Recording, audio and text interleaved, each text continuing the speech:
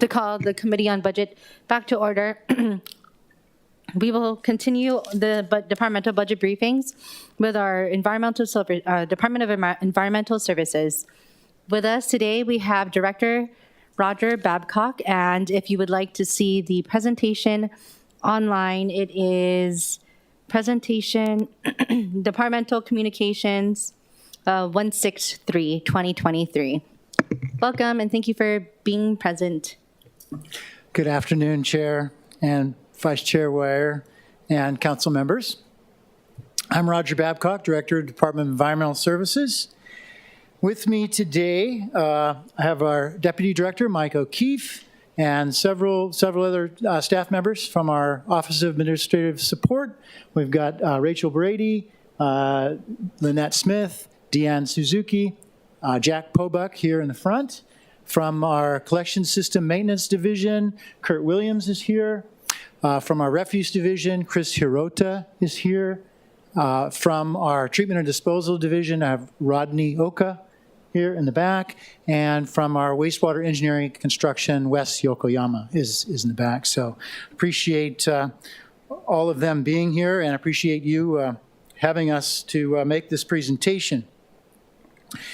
So I'm happy to highlight the FY 2024 Department of Environmental Services capital and operating budget. So next slide kind of shows an overview of our organization. Hopefully we can advance. There we go. So ENV takes care of wastewater and solid waste. And this is really in the name of protecting public health and the environment. So we're going to give you an overview. Just to give you some numbers up front, we have a total funded positions of 1,174. 388 of those are in refuse, and 786 are in wastewater, various aspects of wastewater. But just a little bit about some of the things we're doing and kind of our strategy. So ENV designs, builds, operates, and maintains tens of billions of dollars in inventory of infrastructure, including a lot of mechanical equipment, treatment processes, transfer stations, and the H-Power Refuse to Energy Facility. There are continuous improvements and innovation occurring that advances the science of efficiency, resiliency, operation, control, and operating costs. And ENV is investing in innovative technologies, control, automation, energy sustainability, carbon neutrality, infrastructure resilience, and preparing and adapting to, for sea level rise for the future. And in the coming budget, we will be investing in artificial intelligence and machine learning to optimize operation of some of our wastewater operations. We're also going to pilot some new processes. We're going to partner with on some research studies. We're building energy recovery generation in order to produce energy neutrality or move towards that. We're also doing some electrification and conversion of our fleet, which includes both light and heavy-duty vehicles. We have a large portion of the city fleet, and we'll be addressing this partly via a leasing option in working together with something that the state started. And in terms of, we're starting with some light-duty vehicles. We have a couple this year in FY23, and we have 6 proposed for light-duty vehicles, pickup trucks, crew cabs for refuse in the coming year, as well as 3 side-loader refuse trucks. These are EVs proposed for FY24. So we're trying to move forward with the electrification of our fleet. So next slide shows an overview of our budget, the overall summary for the FY24 budget, as well as a comparison to last year's budget. So the year-over-year increase is 17.8%, and the details of that, will be discussed as we go along. But you can see that for FY24, operations is $448 million, debt service $271 million, and our capital program is $578 million. So our programs account for 53% of the city's capital budget and 18% of the operating budget.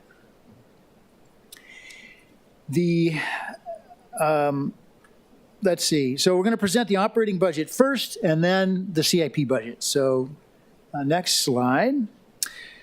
So first present the details of the operating budget. And this first slide shows the funding by fund source, the programs by fund source.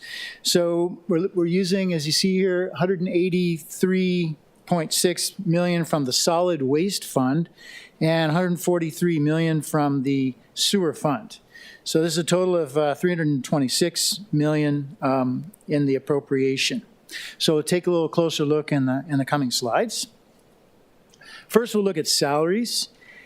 And the salary details are as shown here. It shows our 6 different divisions. And we can see that there are increases in all of the divisions. There's about 15.5% in admin budget.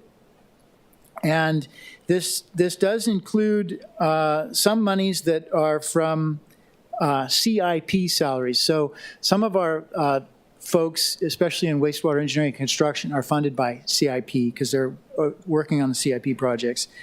But EQ increased by about 5.4%, collection systems 8%, and treatment and disposal by 8%. In anticipation, you'll notice that there's a big increase in the refuse year over year, and this is in anticipation of Chair's question about PVP. So that is because the PVP has not been taken out of there like it usually is. That's why it's a bigger increase. And it's about it's 4.2 million would have come out of the PVP. So the total increase is about 12.3% overall. Okay, so the next, next slide shows the, well, let's see, sorry, can we go back? I'll just mention overall about the vacancies. So as I mentioned, there's 1,174 positions total.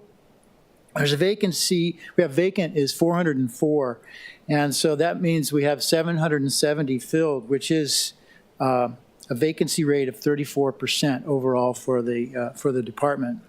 Okay, so move into the first slide here on vacancies, funded vacancies. This is for wastewater.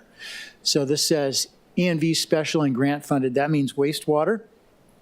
Vacant positions in wastewater is 327, and that is out of 786. So this is as of February 1st, and this is a pretty high vacancy rate of over 40%, 42%. Moving on to refuse. So refuse is general funded. And we see here that there are 77 vacancies out of 388, which is only a 20% vacancy rate. So we have much less vacancies in the refuse division. So you can see here that we're planning to fill 58 and by the end of this fiscal year. Okay, we can move on. Move on to current expenses then. So for FY24, current expenses are as shown here, broken down again by division, with administration, a little over 10 million, EQ 2.5 million, and treatment and disposal has the largest, almost 60 million. And so these are include a lot of things, parts, equipment, not large equipment, but many other supplies, chemicals, and many other things that are needed to run our operations.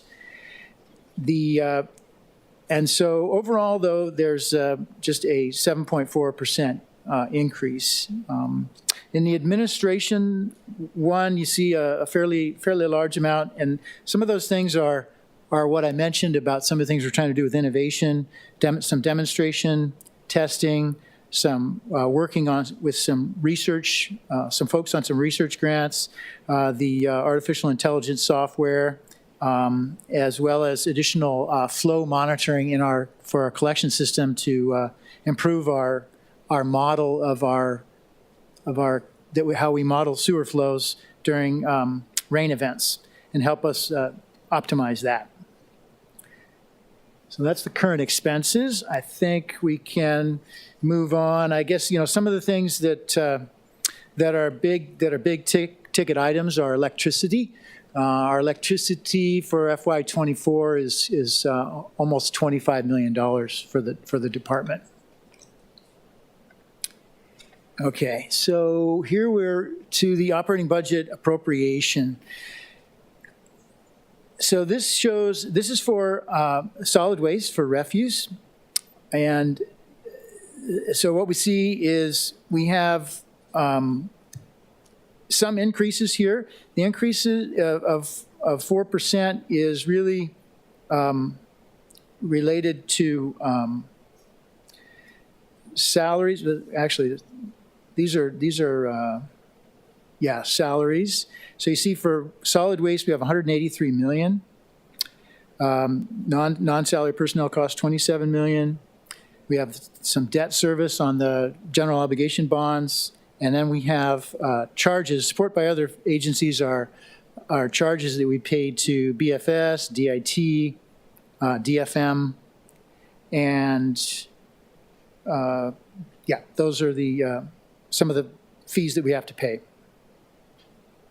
Okay, so those have increased a little bit.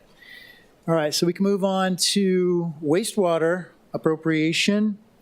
There's some increases in our operating costs of about 15%, as was detailed earlier, but the overall increase is about 7.5%. And in this case, again, support by other agencies includes BFS and CORE, DPP, DDC, and DFM, some of the charges that we need to pay to other departments. So the total operating budget for wastewater is $433 million, as shown. Okay, we'll keep going.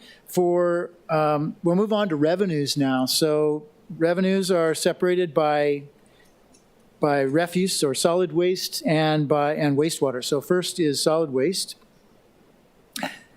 So it consists of tip fees at H-Power and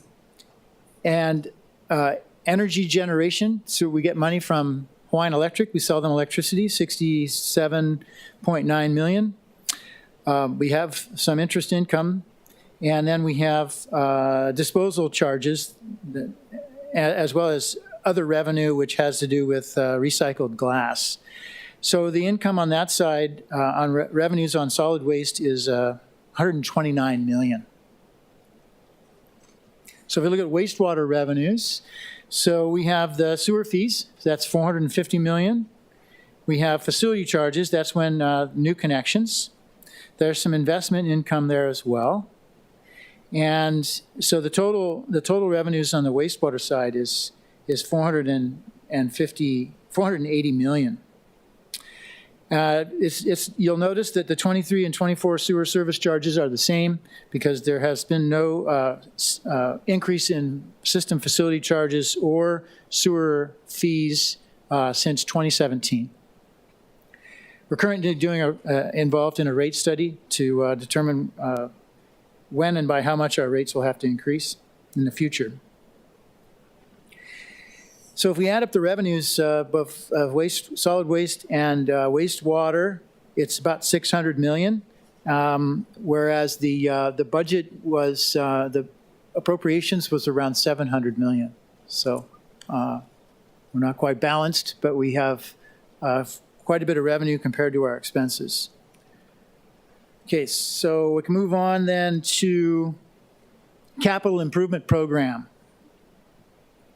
So ENV has a very large capital improvement program, and we run, with our own staff, we run our capital improvement program for both wastewater and refuse in-house. So there are two programs, the solid waste and wastewater. They are funded separately. So solid waste is funded by city general obligation bonds, and you see there's $72.6 million there for FY24. Wastewater is funded by the sewer fees, as well as it says sewer cash there, as well as our sewer revenue bonds, which are separately issued by ENV. And so the total for wastewater is for FY24 proposed is $506 million. Just so you know, so you can tell there that part of we bond fund some of the wastewater projects, a little over half, and we cash fund some of the wastewater projects. So $236 million is funded with cash, which is in the sewer fund from sewer fees, and the bond funds are kept separate, and that's $269 million proposed for this coming year. And we're going to go through then now a overview of the CIP for both programs, and it'll list a lot of projects. And so, please feel free to ask questions about any of them, as we go through or afterwards. The current balances for the funds, if you're wondering, the solid waste special fund has about $147 million in it, and the sewer fund cash balance is about $1.3 billion. Okay, so we'll move on first to solid waste. We'll do solid waste first. The solid waste capital improvement program for FY24 consists of 11 projects, and they're shown on the next two slides, this one and the next one. The project title and requested amount are what's shown on these lists, and there's a phase column, and the phase column shows which phase of work has funding in the coming fiscal year, FY24, and the phases that are underlined are where most of the money is. And in addition, on the list of projects, some are in bold, and the bold ones are the ones that are more than 10 million, so the larger projects. And I'd be happy to answer questions about any of them, but I will mention a little bit about each of those. In addition, some of them will say if they're funded by if they're cash funded or bond funded. All of the solid waste refuse projects are GO bond funded. So the first thing I will mention then is the first bolded one is the major equipment. This is the solid waste equipment. It provides basically the replacement needs for solid waste collection vehicles. And a list of the anticipated vehicles and equipment is provided in your binder. We have a lot of solid waste collection vehicles, about 200. So those are the ones that are collecting from the residential side loaders, as well as transfer vehicles and other large vehicles. And then we also have a lot of other heavy-duty vehicles as well. At the bottom there is shown the solid waste energy facility. That's H-Power improvements, $25 million. And this provides waste receiving and processing improvements and emission control improvements out at H-Power. And then there are several other, smaller projects shown there. The phases include, sometimes there's an L for land purchase. There's planning, design, construction, and inspection generally. And sometimes there's other. Okay, so we'll move on to the next slide then. We have the final two solid waste projects. And one of them that's fairly large is the H-Power refurbishment and improvement sort of bulk fund. And so there are several capital projects in there. There's There's a list that has been provided, but it includes things like cooling tower circulation pumps, relocating underground fuel line, and various items like that as part in that 12 million. So the total then for solid waste, before we go on to wastewater, is 72.6 million for FY24 CIP on solid waste. And again, that's all general obligation bond funded. Okay, so we'll move on to wastewater then. So the next several slides are going to list the wastewater CIP program, which has 41 individual projects. And the majority of these are sewer cash funded, and there are 7 projects that are noted that are using sewer revenue bonds. The requested amounts are as shown, and again, it has the phase column, and to let you know what phases are funded. All of the phases that are listed there are funded, but the ones that are underlined are which have the most amount of funding. Again, we'll talk about the projects that are over 10 million. And there are also 3 projects that you'll notice which have specific mandated deadlines. And the budget for those 3 projects is about $56 million, and it'll be shown as we go along. None of them are on this page. But 2 of the projects here, the larger projects, you can see are sewer revenue bond funded. The first one is Eva Beach Sewers, Section 4 Improvement District. So the first 3 projects up there are all improvement districts. So these are adding sewers to areas that are currently unsewered. That means that there are cesspools there in general. So we're embarking on a very large project with Eva Beach Sewers. It's 51.6 million, and that will replace, that's construction. You can see the C is underlined there. This will connect 979 properties that are currently not connected to sewers. And just FYI, the Kailua Sewers, Section 10 there, that will connect 114 properties, and the Kamehameha Highway Sewers Improvement District will connect 37 properties. The remainder shows 2 projects related to wastewater collection system and 1 related to the wastewater treatment facilities. The larger project there listed at the bottom, the collection system maintenance CSM Pearl City Warehouse, that is to construct a new warehouse. The existing warehouse on Waihona Street in Pearl City was determined to be unsafe, and we've moved out of there, and we'll be demolishing that and building a new warehouse that's on city property. So we'll move on to the next one then. This slide here shows 3 projects related to wastewater collection system and 4 related to treatment facilities.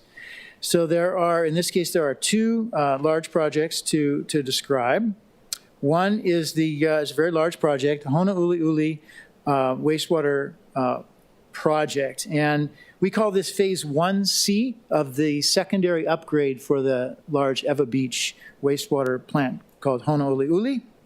And it provides various treatment improvements, including renewable energy improvements and improvements needed for the reuse of solids and treated effluent, so recycled water and recycling of biosolids. So that's an important project, 168 million. The Kailua wastewater treatment plant is also a pretty large project, and this is for a new dewatering building. So this is sludge. After it's been treated, it gets dewatered and prior to being reused or disposed, and that's 38 million. And you'll notice that there is one project on there, a smaller one, the Honolulu Effluent Treatment and Outfall Improvement Project, which has a NPDES permit deadline of December 31st, 2029. So we are actually in the design phase of that project. Okay, so we can move on to the next slide. So this slide shows 7 projects related to wastewater collection system and 2 related to the wastewater treatment facilities. There is one of them there that has an NPDES permit deadline. NPDES stands for National Pollutant Discharge Elimination System. That's part of the Clean Water Act, and so we have NPDES permits for our treatment plants. And they do include sometimes deadlines for certain types of upgrades. So we have one there for Kailua. And we see here also that one of our projects is sewer bond funded, the Cam Highway wastewater pump station upgrade. Okay, so we can move on to the next one. This slide shows 6 projects related to the wastewater collection system and 3 related to treatment facilities. There are a couple projects here, a few that are larger projects that will provide a little bit of a description. So the Sand Island Wastewater Treatment Plant secondary upgrade, this is part of this project, and this is to meet consent decree requirements which have a completion deadline of December 31st, 2035. And there's currently a lot of work going on there, including a phase 1 of an upgrade, and this is part of that effort. There's a sewer inflow and infiltration relief and rehabilitation projects in the Leeward area shown there. That's about $11 million. And this is for improvements in Waianae, Halava, and Mililani Mauka. These I&I is inflow and infiltration, and that's these projects generally provide lining of the sewers to prevent water from flowing in. There are various sewer mainline and lateral projects grouped there in that $26 million item, and this is for island-wide sewer rehabilitation, similar to what I just described. We call that cured-in-place pipe lining, and other small mainline projects. Up in Wahiawa, Whitmore Village, and Makakilo area, we're doing some wastewater pump station facility improvements. There are, basically these are upgrading some really old pump stations, especially in Wahiawa. One of the pump stations is from 1964, one from 1965, and one from 1971. So they have reached their life, extent of their life, and they need to be upgraded. The last one at the bottom is Wahiawa Wastewater Treatment Plant Effluent System. That's part of a water reuse system that we are in partnership with the State Agricultural Development Corporation, and that will be sending water up to irrigate the Galbraith lands up in Wahiawa area. So that's an exciting project for us. Moving on to the next one. This slide includes 2 projects related to wastewater collection system and 4 related to treatment facilities. And just to highlight the wastewater equipment, that has an E phase, so that really is equipment. And a list of the equipment has been provided. And some of that is heavy vehicles and other large equipment. The one at the bottom is the wastewater treatment plant, pump station, and force main projects. These are numerous smaller projects which affect many of our 9 treatment plants and 71 pump stations and the force mains. And there is a list of anticipated projects for that line item. So this is the last slide for the wastewater CIP, and you can see the total there of $506 million as proposed for FY24 CIP. The next few slides are the last slides, and just meant to highlight, by district, some of the large projects that are happening. So first in Council District 1, there are several projects. The blue color boxes are wastewater projects, and the red ones are refuse projects. And so you see these are the same projects that were in the previous table. So you see there's 3 large wastewater projects in Council District 1 and several refuse projects as well. Moving on to District 2, there are a few projects as well. Up in Wahua, these are wastewater projects, including at the treatment plant, that water reuse one, as well as the upgrading the 3 older pump stations. And the photo is of the Nakula Street wastewater pump station. The next is Council District 3. Which includes the Kailua area, and we see that there's a wastewater pump station, the Heia. There's work being done at the Kailua treatment plant, which is the upgrading of that dewatering building that's shown in the photo there, as well as pump stations at the Kailua Road wastewater pump station. In Council District 4, there's also a project, which is the Cal Highway sewer system improvements. And the photo is of that area that I know Council Chair is familiar with. We call that the W area because of the shape of the pipe, the transmission main in that area. Moving on to District 5, there is a sewer project in the Ala Moana area. And we call that, that is to reduce inflow and infiltration as well. There aren't any projects in District 6, but there are in District 7. It's shown here a lot of projects on the wastewater system, including at the Sand Island Wastewater Treatment Plant. There's a refuse project at the Ke'ehi Transfer Station. And the picture shows one view of the part of the Sand Island Wastewater Treatment Plant. It's our largest facility that we have. And in District 8, there are some wastewater projects as well.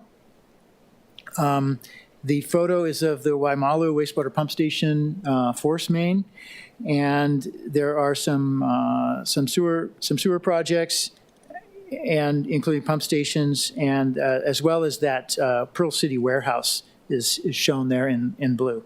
That's a CSM project. The last but not least is District 9, and this is showing that Eva Beach sewer project where we're adding sewers where there currently are none. And currently in that area, in that whole neighborhood, there's the 979 cesspools that will be taken out of service and replaced by sewers that will then flow to our Eva Beach pump station and to the Honolulu wastewater treatment plant. And that aerial view, the picture is an aerial view of the Eva Beach area where we'll be sewering. Okay, so that was a quick presentation of our operating and CIP budget, and I'd be happy to answer any questions that you have. Thank you, Director Babcock. Okay, members, do we have any questions? Okay. Councilmember Say, and then Councilmember Wire, and then Councilmember Dos Santos Tam, and then Council Chair Waters. Okay, Director Babcock, can we go back to your financing for wastewater?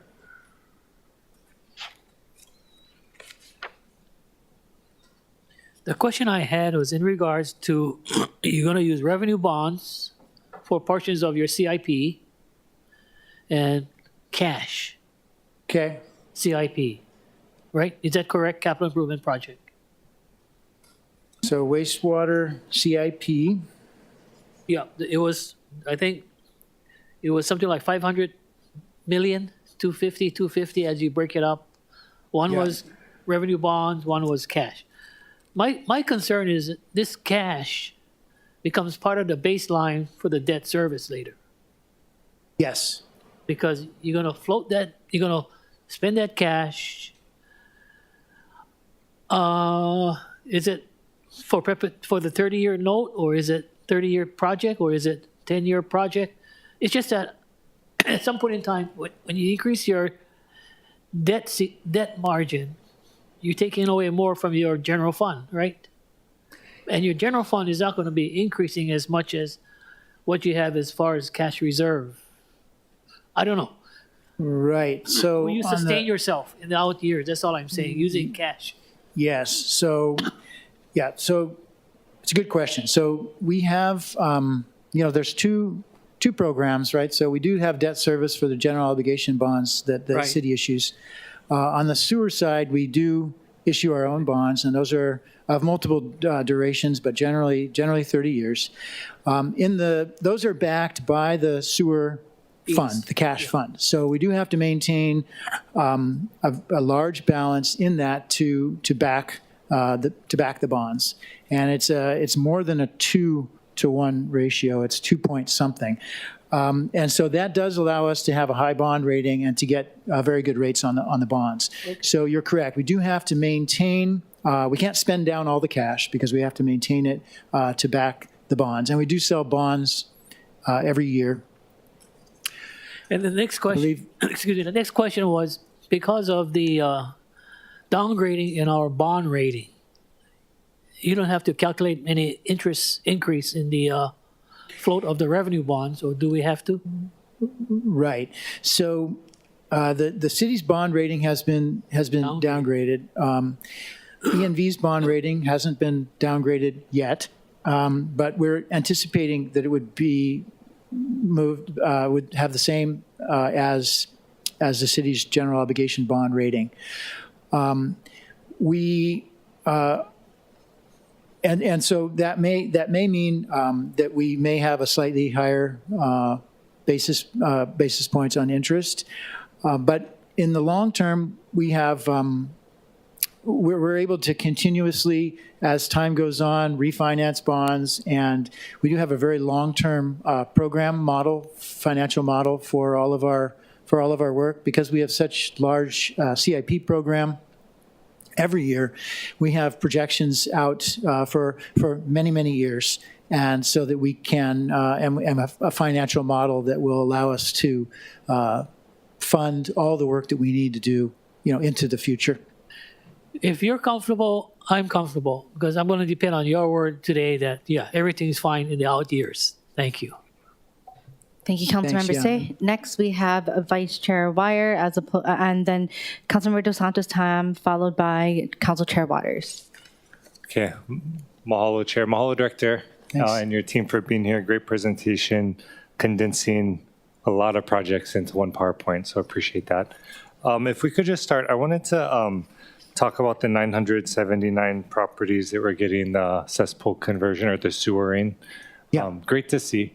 I was just curious, how's that looking? So is it just creating the system and then the homeowners have to connect, or is it actually connecting the homes to the sewer line? Yeah, that's correct. So the question is, how does that work? So what the city does is brings in the main lines in the street, as well as the portions of the system that are within the right-of-way.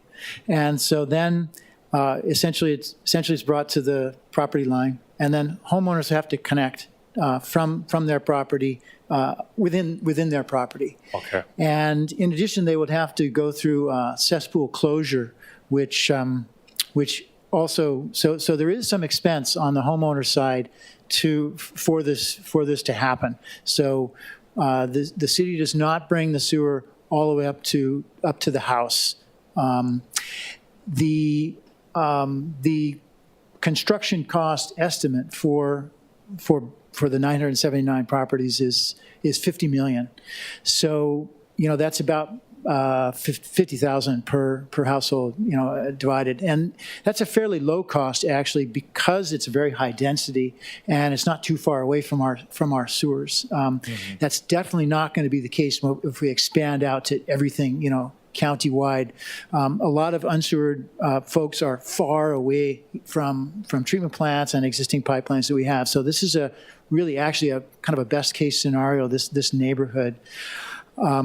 But basically, by ordinance, if the city provides a sewer on your street, then you're obligated to connect and to close your cesspools. And the state, of course, has an initiative to close all cesspools by 2050. So this is part of the effort that the city is doing to assist with that.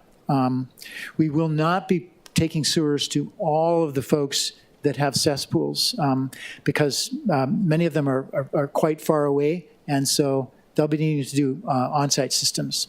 Okay, and I might ask you to just keep going a little bit, because if that's the reality we're facing, understanding that a lot of homes will need to convert, are there other options that folks have? I mean, I know right now there's pilot programs through the state that funding is available, so we're trying to get folks to apply for that.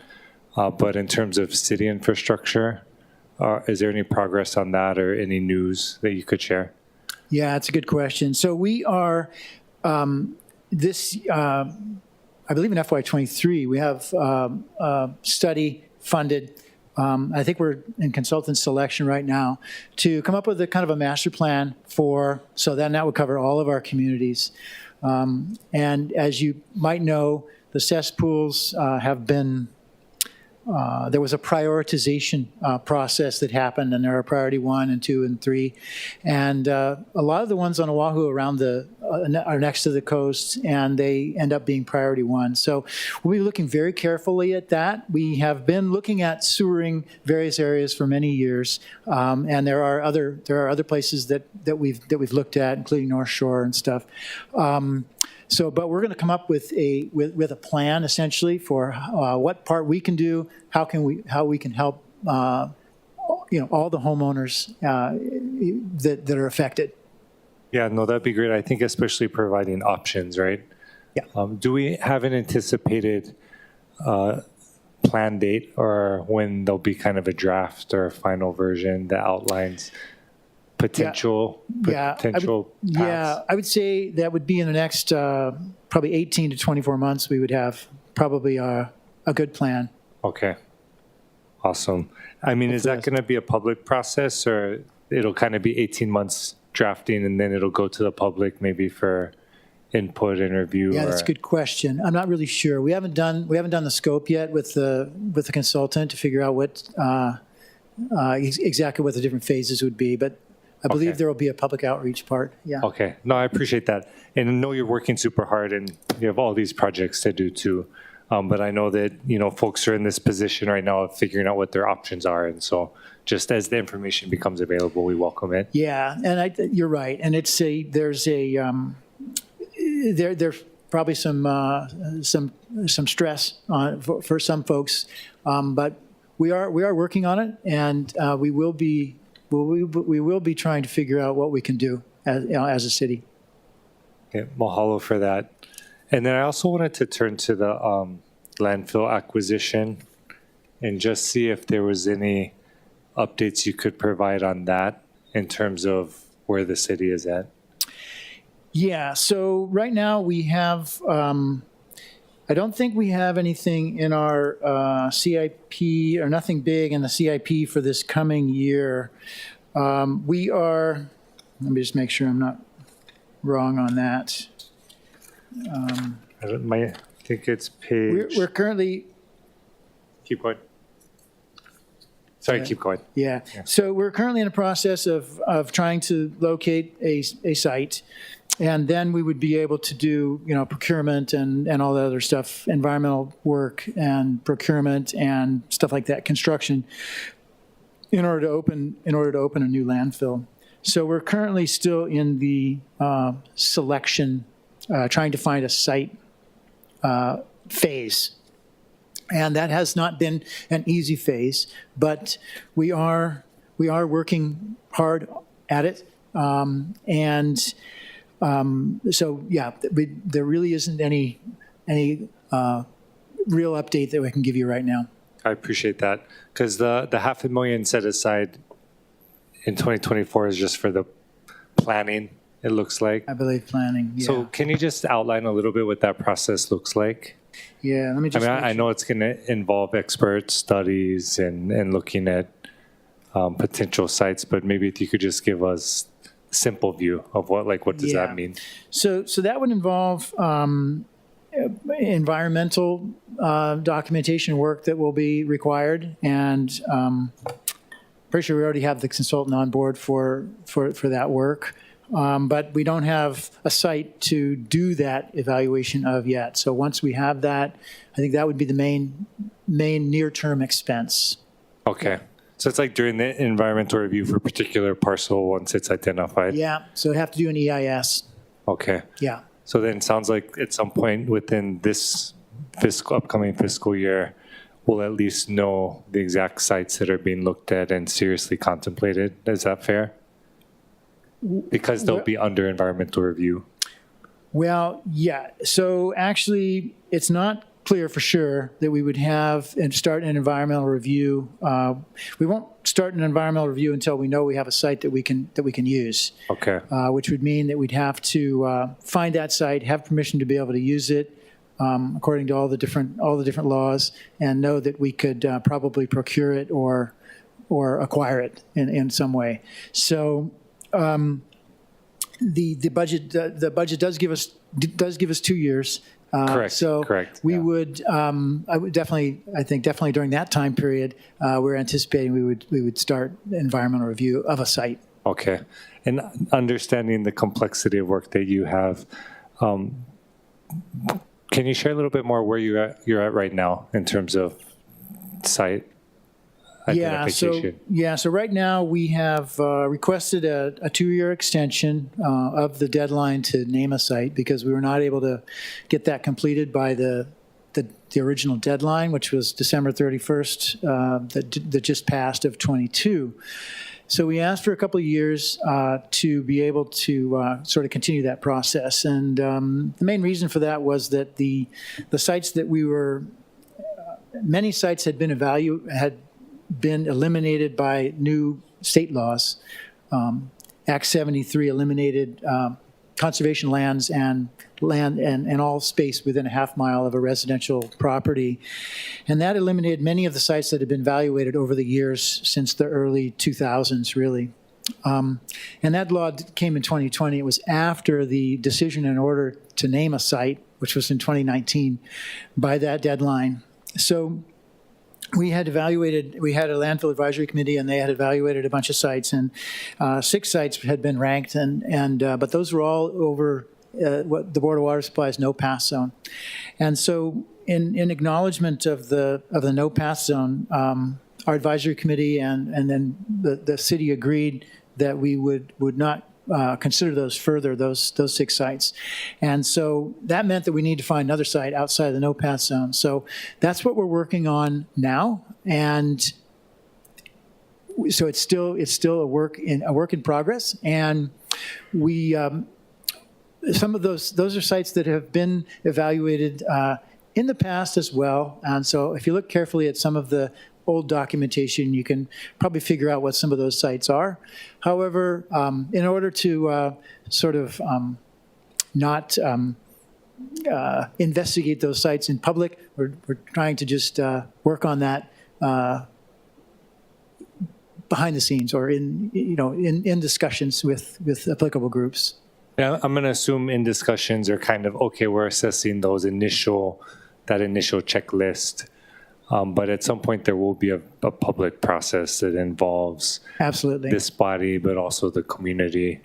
Yeah. Particularly the communities that are going to be affected by it. Yes. Yeah. Absolutely. Okay. Yeah. Yeah, I know I'm definitely interested and excited. I'm sure others are to hear, the updates as that proceeds. Right. Yeah. Okay. Unfortunately, I can't give you any good updates at this point. No, that's completely fair. But I trust that as you have them, you'll provide them. Yep. Okay. And then I just wanted to one quick question to Chair before I wrap up. I just wanted to ask about my understanding was there was a potential, so there's no funding, it looks like, for the composting in this year's budget, but I know there has been before, and my understanding was there might be an RFP going out to comply with the city ordinance. So is that contemplated in the operating budget? Or is that something that's going to be in a subsequent year? So, right. So all green waste is currently composted by a contract. That contract is in effect for I think it goes till 2025, and it can be extended too. It has the ability to be extended. It's that'll be its 10th year, I believe, and so the plan with food waste is to compost it. So collect it with green waste, the rest of the green waste, and have it be composted. But that can't proceed immediately, because if you want to compost food waste, you have to have a different permit and a different facility than what the current composting facility has, and that's because of potential for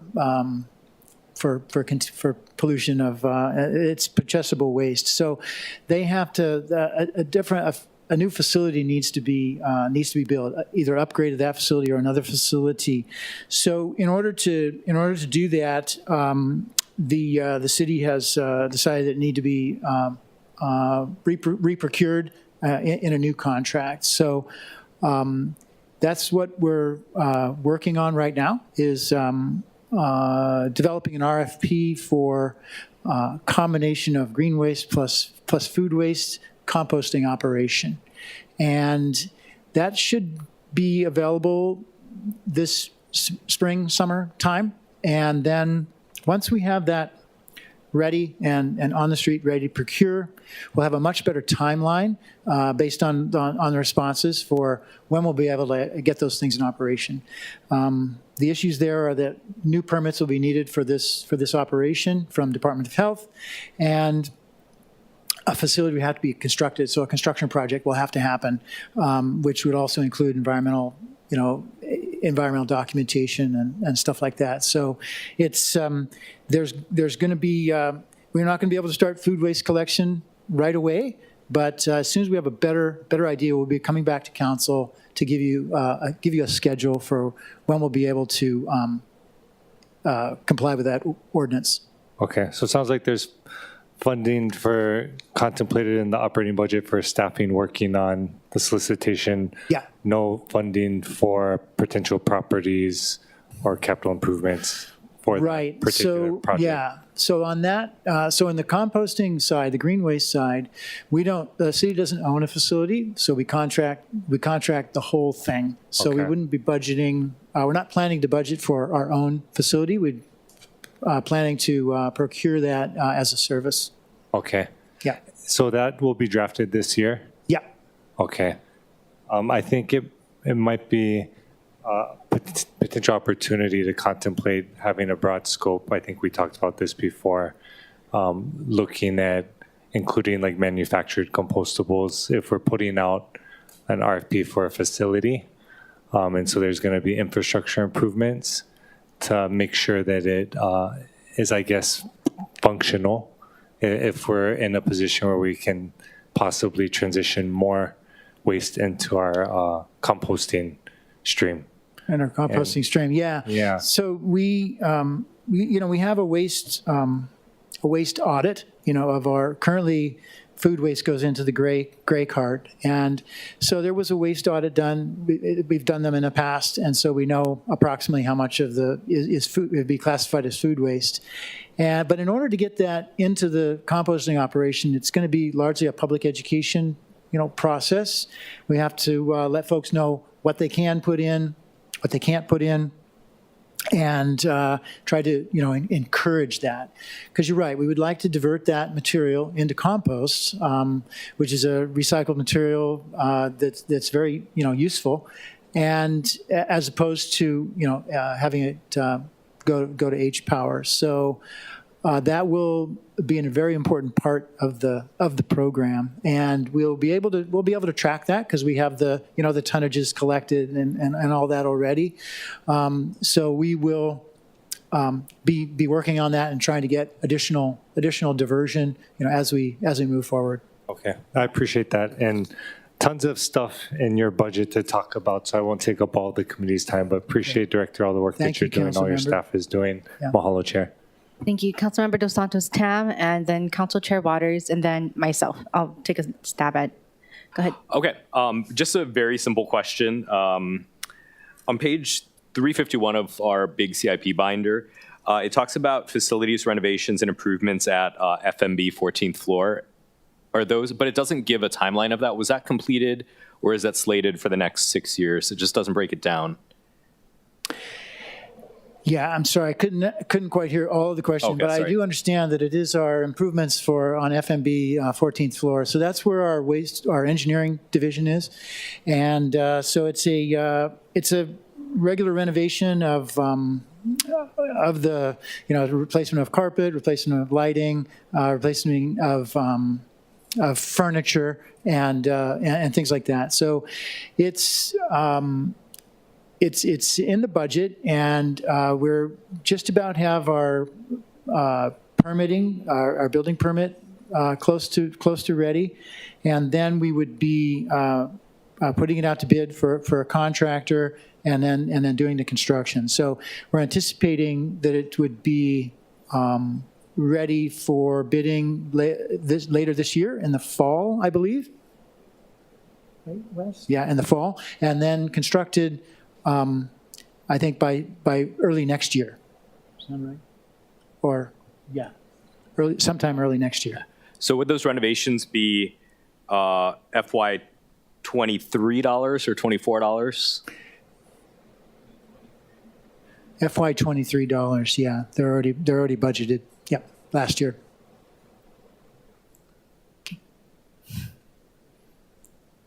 I'll call Councilmember Talba first and then you. You're a committee member. Okay. Council Chair Waters.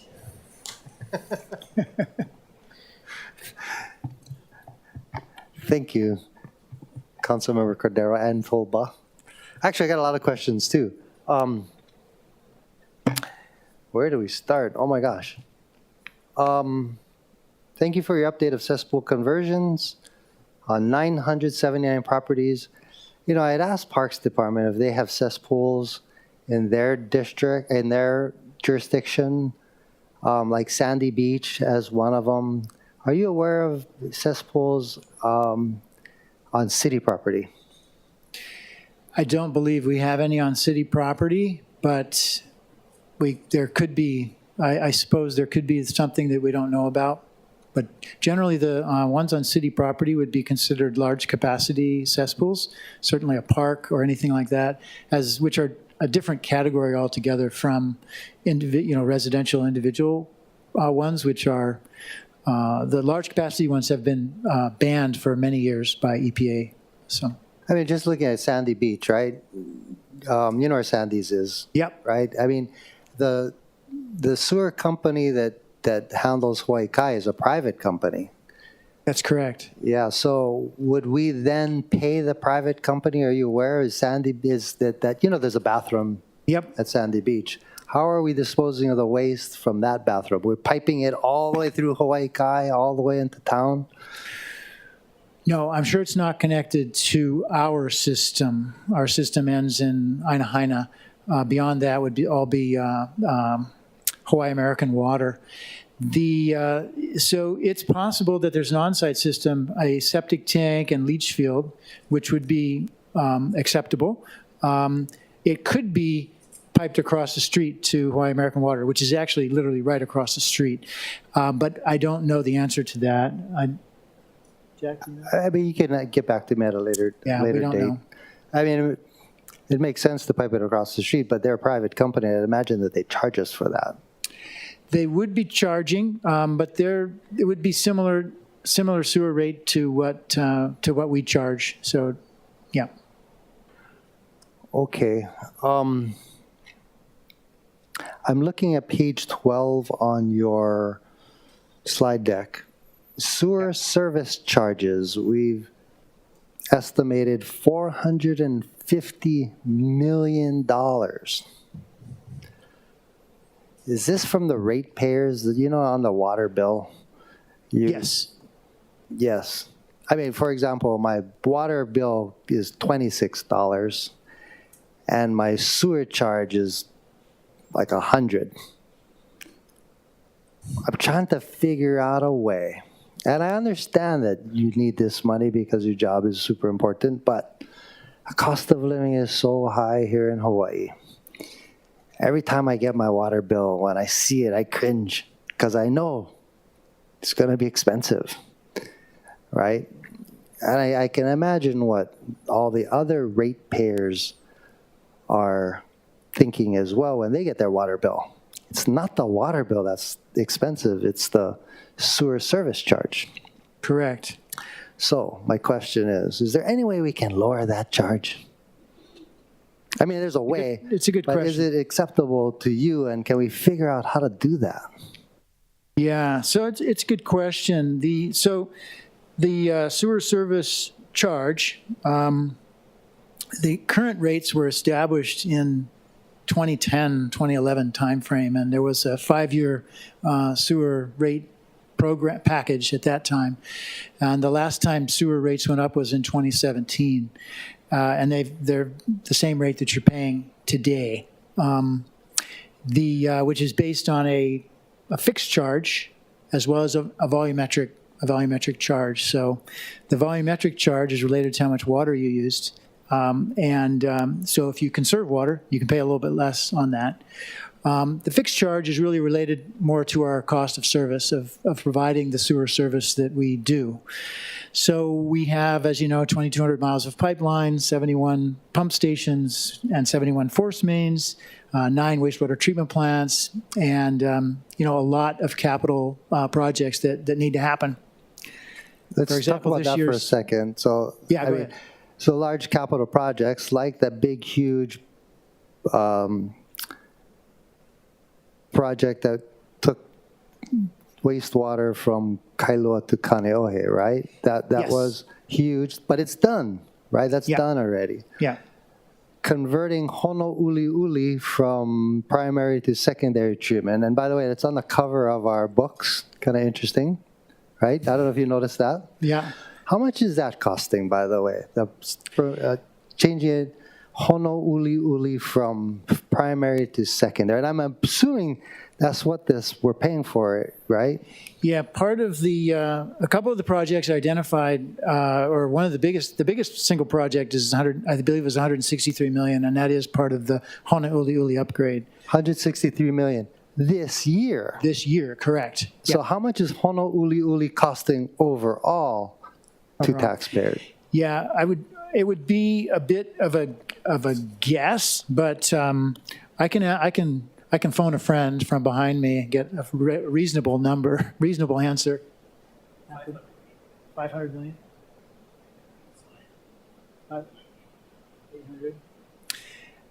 Okay, so I have more than one answer. So it's between 500 and 800 million, the whole Honolulu upgrade.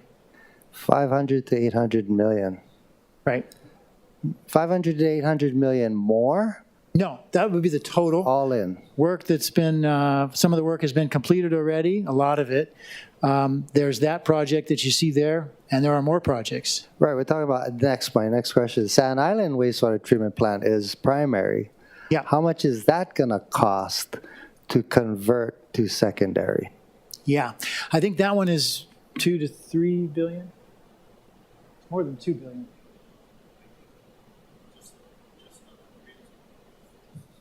One point, 1.4 billion?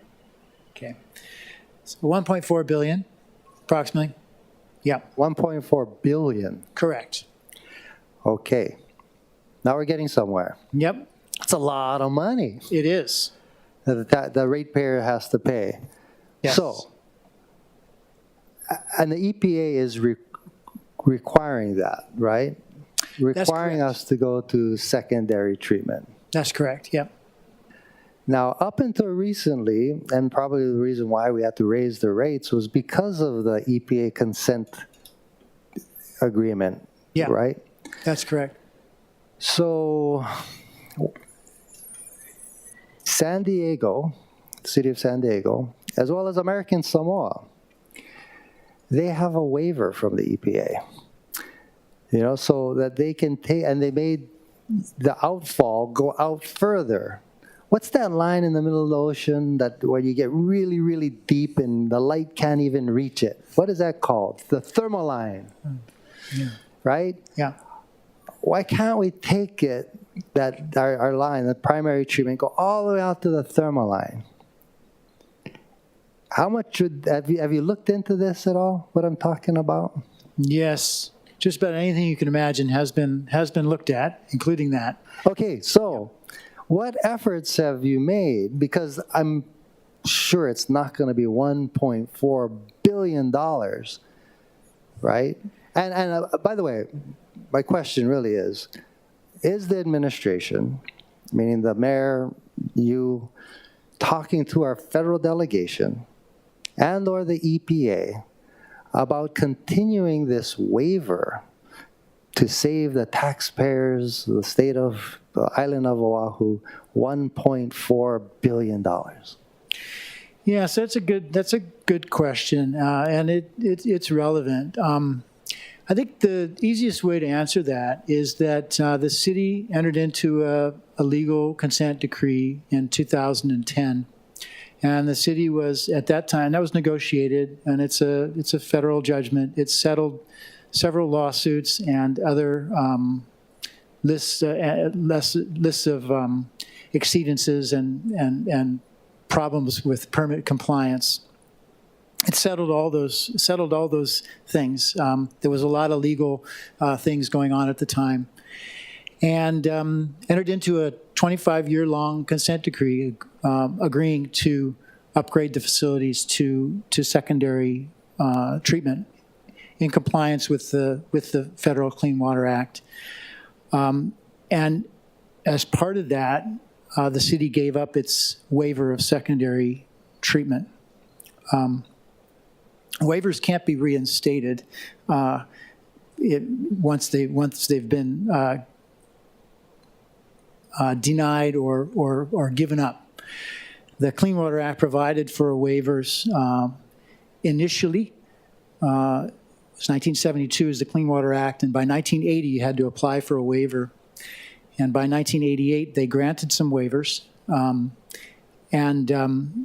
there's no way to apply for another waiver, after that. The waiver window was closed. Well, you could change the law.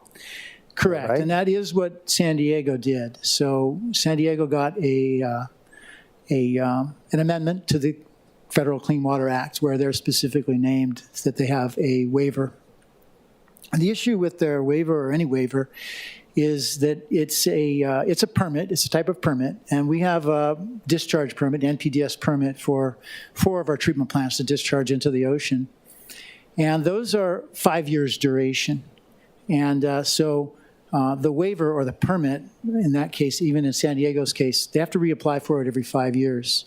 And in our case, the waivers, the re-upping of the waivers had been denied over and over, and there was lawsuits, and we were in court to challenge that. It wasn't getting anywhere. So the realities of it is that it is possible, perhaps. I don't know in this political climate whether another amendment to the Clean Water Act to carve out something just for Hawaii is possible, but we're not pursuing that. As the city administration, we're going to meet the commitments that have been made. The EPA and in this case the judge, the federal judge that has the consent decree, felt that they gave us 25 years. That's enough time to come into compliance. We're committed to that, and we're going to see that through. No, I appreciate that, but if I or the council wants to pursue this, working with our federal delegation, would you stand in our way? Now, not to say that you can't keep going on the path that you're going on, but just that if I were to try to change that, and I mean, main thing is that you wouldn't come in and say, well, no, Councilmember Waters is wrong. We don't want a waiver. You're not going to say that, right? No, but we're not going to do anything to that would hamper our efforts to comply with the with the consent decree that we have in place. So we have a lot of efforts with planning and design and construction going on already. Okay, fair enough. Yeah. I mean, I'm just looking at the sewer fee charges, 450 million. But with that, and by the way, it's more like 464 million if you add in the system facilities charges of 8 million, investments of almost 6 million, and other. Yep. But with this 464 million, you got to finish Honolulu, all these other projects that we have, right, around the whole island, Yep. and Sand Island treatment, which, according to your testimony, the secondary treatment, both for Honolulu and for Sand Island, got to be done in 7 years, right? By 2031? 35. So we have 12 years. Yep. Now, just moving out and kind of following up on what Councilmember Say was saying with the bond interest rates going up, are we gonna be able to afford it without raising rates anymore? Are we gonna be able to afford to do secondary treatment on both those treatment plants, plus all the wastewater fixes that we need? I mean, you and I, we just talked about that W thing in Aina. I mean, all that, and by the way, our sewer system is aging. We got to fix so many of these little projects all over the place. I mean, I really appreciate the job that you're doing because it's daunting, right? And I worry about it. So I imagine that you and your staff must worry about this stuff. Are we going to be able to do it on time and on budget based on the rates that we're currently getting? No. Troubling, right? No. We can't do it. No. How? So no is the answer to whether we can do it with the current rates. We can do it on time and on budget, and we know how to do that. The consent decree now is about halfway through from 2010 through 2035. And we've completed the first part of that had to do with the collection system, which includes the pump stations and the force mains. And that consisted of 146 or 147 projects, which were all mandated, specifically named in the consent decree in the order. And those are all completed on time and on budget. With the exact budget that we had estimated from the beginning. But the rate increase that was done in 2011 through 2017 was never enough to complete all of the work. So another rate increase will be needed in order to complete the consent decree work as well as all of the other work that needs to be done to maintain the system, upgrade it, as well as contend with sea level rise inundating, a lot of our system and our pump stations in the future. So one of the things with, as you mentioned, a large program like this is we have to do a lot of long-range planning, and we call those facility plans. And so we do that on a regular basis. The Sand Island facility plan update is ongoing right now. It considers sea level rise and all these other things that need to be done. As well as affordable housing and all the other things that we need to do, transit-oriented development and providing infrastructure to make sure we can do all the things that the city needs to do with respect to sewers. So you're right, it is, infrastructure is very expensive, and water and wastewater are key parts of our infrastructure, and we need to provide those. And it's both for, it's so that when you flush your toilet, it goes away and you don't have to worry about it. But it's also, in the bigger picture, it's to protect public health and the environment. And obviously the environment is critical to both to our way of life and our tourism industry and everything else. So we tend, we don't compromise. We do what we need to do according to the rules and regulations. And the rules and regulations also continue to become, to change, to become stricter. And so some of the projects you'll see, these aren't the only ones that have deadlines, but we have other projects where we have to do other upgrades to meet upcoming regulations. Thank you for your candor. Really appreciate that. But you did say something interesting, that next topic, dealing with infrastructure to accommodate affordable housing. We've been talking about affordable housing quite a bit here this year and last, and as long as I've been on the council. Do we have any CIP in the budget today, or plans to do so, to bring the infrastructure to affordable housing projects in the future? Well, for the most part, the infrastructure needed within the Sand Island Basin, which is Metro Honolulu, Anaheina out to Red Hill, is mostly has capacity for quite a bit of infill and additional development, perhaps densification type of affordable housing. Other basins would be different, right? So this would be first city, and then out in Ewa would be second city. There's capacity in a lot of areas, but there are certain locations where additional infrastructure would be needed.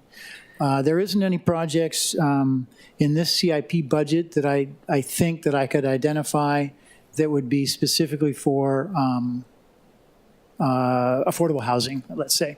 Interesting. I'm just thinking about the Aloha Stadium, and the governor kind of just put a kibosh on the current plans. But the idea was to bring, as far as I thought, the city could bring infrastructure into the area, and then the state hook up from the perimeter of the Aloha Stadium. But is that not something that was talked about? Well, we do have projects that are related to sewer infrastructure that does service the stadium area. So the stadium area is at the very furthest edge of the Honolulu Basin. And but those projects are needed irrespective of whether anything happens at the stadium. So they're already pre-programmed, and we have a series of projects, because that's on the other side of Pearl Harbor, right? So the sewer system goes around Pearl Harbor, and there's pump stations, there's force mains, and there's gravity systems. But the capacity and the upgrades that are needed there are needed are already planned, irrespective of whether anything happened before the stadium project was decided. So, and actually, it's still what that will look like and how many units it would have is still to be determined. So, we don't have any. I guess you could call it. We have a bunch of projects that are related to that, or you could say we have no projects that are related to that, because we have projects that would happen with or without it. Oh, okay. So it's not in this budget. Okay, landfill. How much is it going to cost to site a new landfill? Right, all in. After we select the site, we get the necessary, well, I guess permitting costs money too. How much is that going to cost? Yeah, let me think about that. It depends on how much the land costs. I think at one point we may have had $100 million budgeted for land. Is that? At one point we had $100 million budgeted for land acquisition. And then there would be landfill construction. So there are some other things in there: planning, design, environmental documentation. Those don't cost tens of millions. But landfill construction, I'm not sure if it's in. Is it next? Is in 25? And how much was that amount? So that's the construction, not the land. That's the land purchase. Construction is 15 million? Okay. So landfill's cheap, it's only 15 million. That's construction. Landfill construction. Yeah. Okay. That's in, we currently show it in FY26, the construction. And we have in FY25, we show 100 million for land acquisition. So, but that will depend upon where it's located. Yeah. Yeah. Now, I know you don't want to talk about the actual site, but as long as you tell me it's not going to be in my district. No, I'm kidding. But it's not going to be a Cocoa Head, right? It's not going to be in Cocoa Head. Well, then you got Amaron site in her district, Pupukea and Kunia, and yeah, okay, sorry. Last thing, PVT, right? Construction waste. What do we have planned? What are we going to do with construction waste? Is that anything in your budget? Because PVT says, well, they got to close down because of the state law, right? That's correct. So they have an estimated 5 years of life left for C&D waste.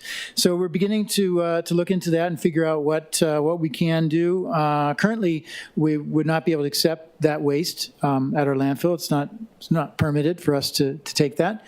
In the new landfill, that the preliminary sizing that we've done includes both municipal solid waste, our city waste, as well as all of the C&D waste as in its sizing for the new landfill. That new landfill would then need a new permit, a new solid waste permit, and also be able to take C&D waste. So that's the plan. Yeah. Okay, and we're going to be able to do that in the next 5 years, right? Select the site, get it built before PVT closes. Great. Last question, I promise, Chair. Bulky item, the appointment system. Are we actually saving money by doing the appointment system? Yes, I can't give you a dollar amount, but yes, and it's been a very successful program. Folks can get appointments, and they can have it picked up on the day that they've scheduled, and it's a more cost-effective way rather than roaming all the streets and picking up whatever's left out. Terrific. Thank you. Thank you, Chair. Thank you. Thank you, Director Babcock. And so actually, first off, thank you, Council Chair, because you asked a lot of my questions regarding Sand Island, even Aloha Stadium, and I got that. But further with the Sand Island, what's the status on that expansion? Sure. So currently, it's a phased project, and phase one of the secondary upgrade was awarded last year and construction started. So that project is underway right now and making good progress. If you want to go out for a tour, council member, we can take you. It's a big construction project with cranes and big holes in the ground, and that will be scheduled for completion in 2025. That's the phase one. Phase two, we're in the process of preliminary design, and that will expand it from phase one to the full capacity, and construction scheduled to start on that in 2029 and for 6 years, and then finish in 2035 in time for the compliance deadline of December 31st, 2035. Yeah. Okay, thank you. My next question is, okay, first off, the Awa Street Wastewater Pump Station Force Main and Sewer System Improvements is PAL, yeah? Yes. And I really like that notification that the avasewer.org was going to be taken offline. I really like that. For some reason, I was like, oh, wow. I never knew that they would tell us, because I guess I was so used to getting the mail plus the email updates for AWA. Okay, but then we have our Hart Street and Waiakamilo Road and replacement sewer project, yeah? What's the timeline for that of completion? Let's see, the Hart Street, let's see if we can find that one. Let's see.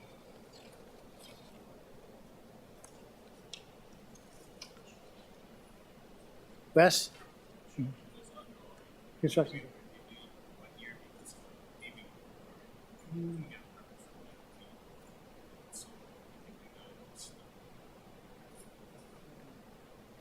I know Wes misses being up here in front of us, huh? Wes.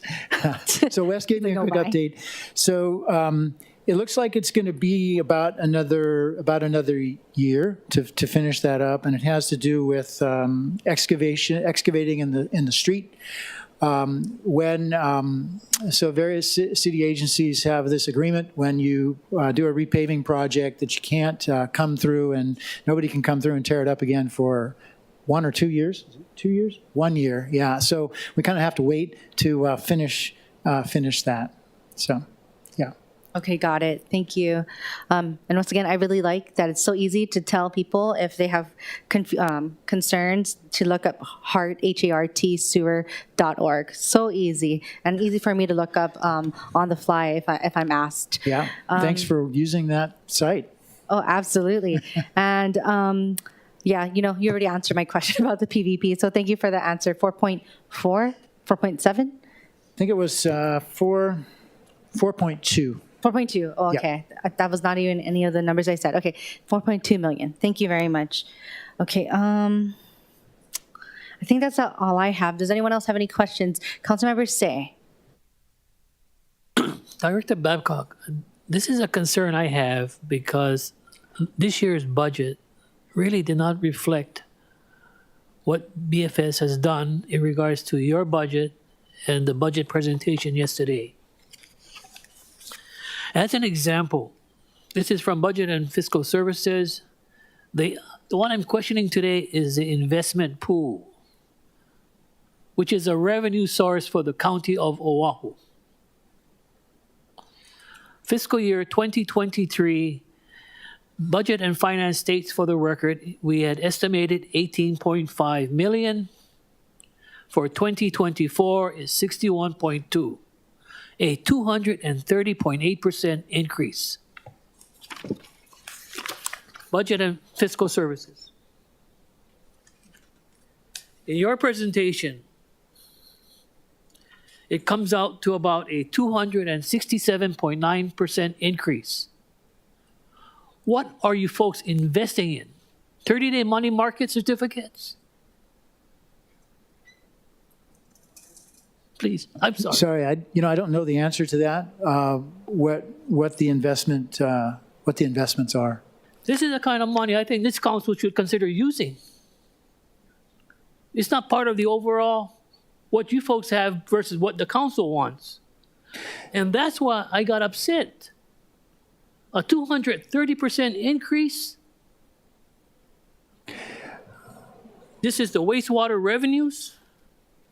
Investments, 5.979, excuse me, 5,987,000. We're estimating for next year, Madam Chair, 22.029. Yeah, that's correct. So the we get those numbers from BFS, but to Chair Waters' question, whatever revenue we have in there means less wastewater sewer fee increase that we need to have, right? So that stays in the sewer fund. That's another good my question. my understanding is it point. couldn't be spent for anything else other than See, sewer, the and rest, like sewer funds. No, Director Babcock, and that's where I'm asking myself personally. When I use sewer fund monies for investment purposes, it is not sewer funds. The end result of it is investment money. And that's the question I have for the Budget and Fiscal Services. Are we breaking the law by using sewer fund monies to create general fund monies? And I don't know the answer to that. Even I don't know the answer. Don't worry. I'm just questioning why are we doing this as such a higher increase? Was it just to balance the budget of the overall city and county of Honolulu? Because for BFS, it is part of the overall budget. Yeah. And then is it used primarily for, of that amount, the 22 million goes back to wastewater and the balance goes to all Yeah. other programs? Yeah, according to my understanding of the budget, it looks like it stays in the sewer fund. It does? Yep, that's my understanding. So if that was the case, then I should have made the proposition to you that, oh, why don't we lower the rates for now for the general public for the next 2 to 3 years? At this rate increase of 22 million, five years, 100 million back to the general public. I'm happy I'm having this discussion with you because this is what other departments may have presented to us too. But I truly believe because you have a great cash reserve, that's why you can do these type of investments. And that's all I'm saying. I just wanted to get a better grasp because my concern from yesterday and today is the future. Are we overextending ourselves as a county? Are we looking at what the priorities should be? You are. Don't get me wrong, you are. I support your CIP. It's just a question of where are we headed for in the greater scheme of things. Yeah. If an emergency comes up and you have earmarked all of your sewer funds for all these projects that we have online, we're stuck. Or are you going to defer that particular project that we had appropriated the funds? One final question, I have to get it really clarified, and you may not be the person or the director. What happened at Halikuila and Cook Street in Kaka'ako with that sinkhole? One engineer told me this weekend it was not the stormwater system culvert. It was sewer. I said, what? No.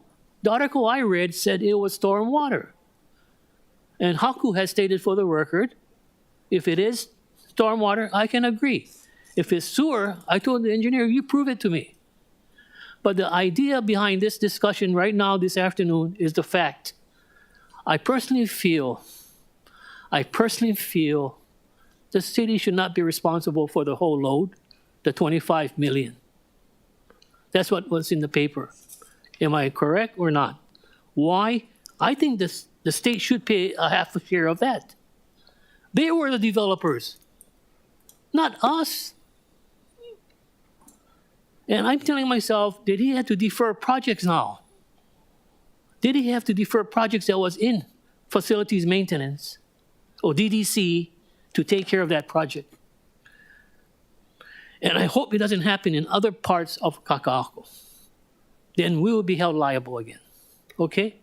This is for the record, and I'm just concerned about it because I hope it doesn't happen again. But thank you. Thank you very much. And thank you very much for your presentation. Thank you. Thank you. Any other questions for Director Babcock? Huh? What? Okay, Council Chair Potter. So I'm not sure you answered the question.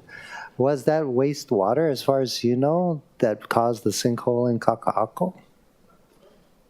Sorry, as far as I know, it was not wastewater.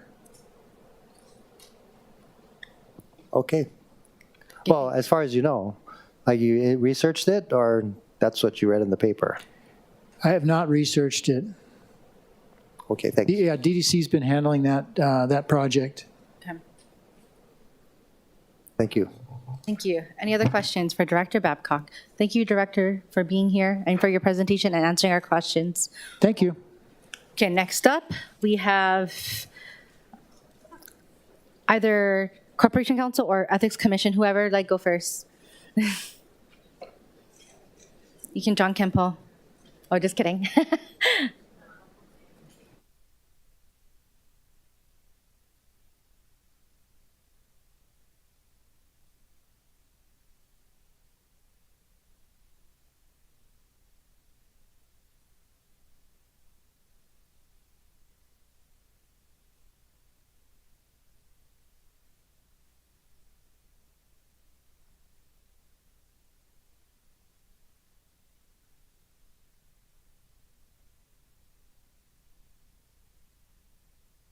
Okay, thank you very much. Okay, please proceed. Oh.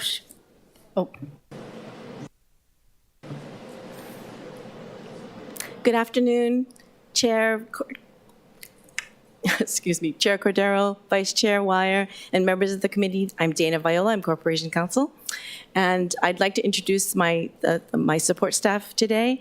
Sitting right here behind me is Renee Snobehang, my first deputy, and sitting next to her is the two heads of our two divisions within Corporation Counsel, our litigation division, that's Richard Llewellyn, and Dwayne Pang, who I think many of you know, who is the head of our counseling drafting session. And also with me is Kathy Maki, our administrative services officer. So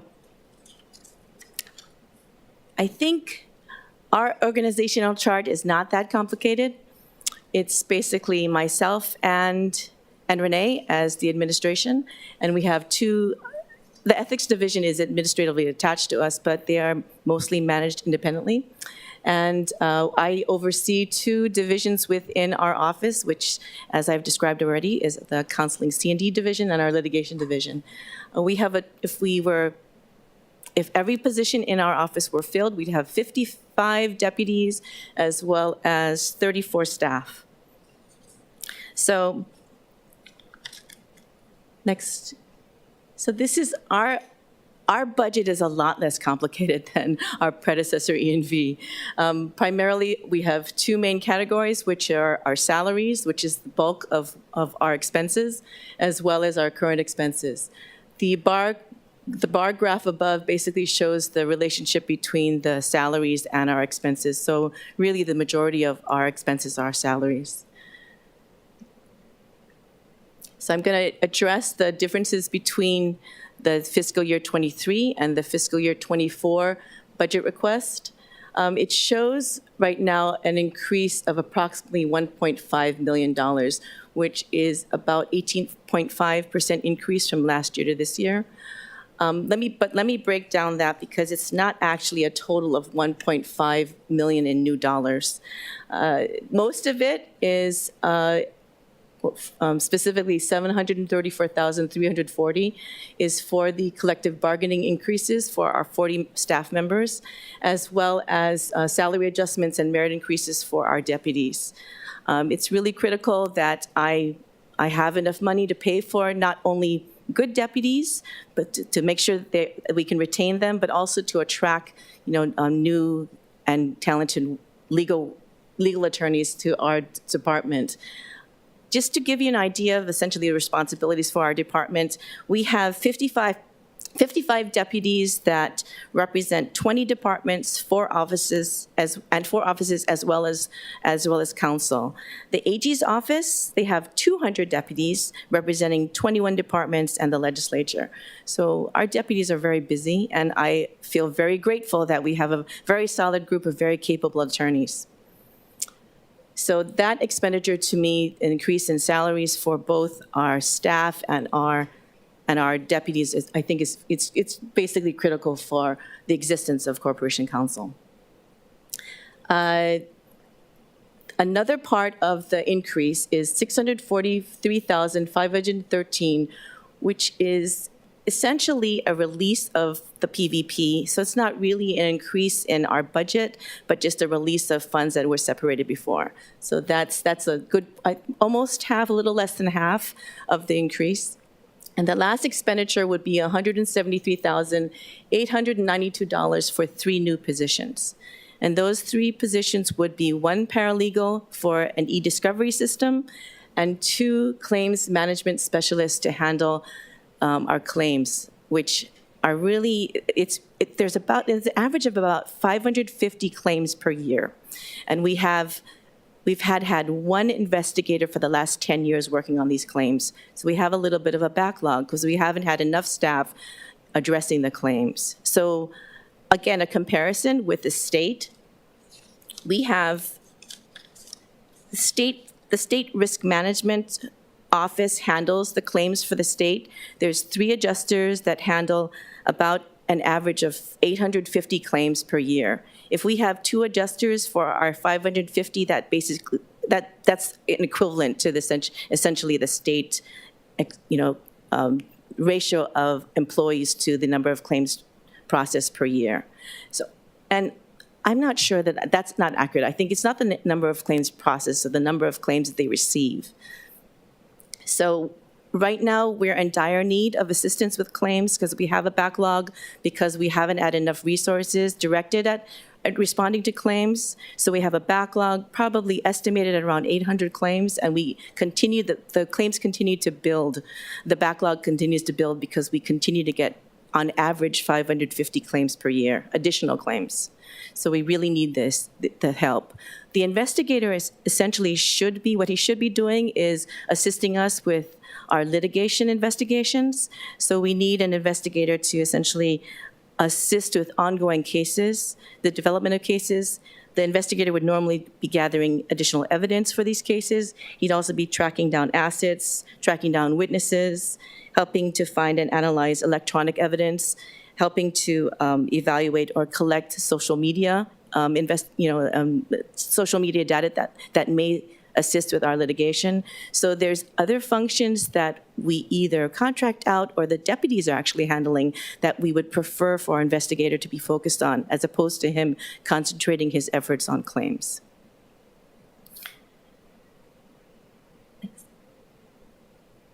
Our current expenses show an increase of approximately $141,000, which is a 3.6% increase from last year.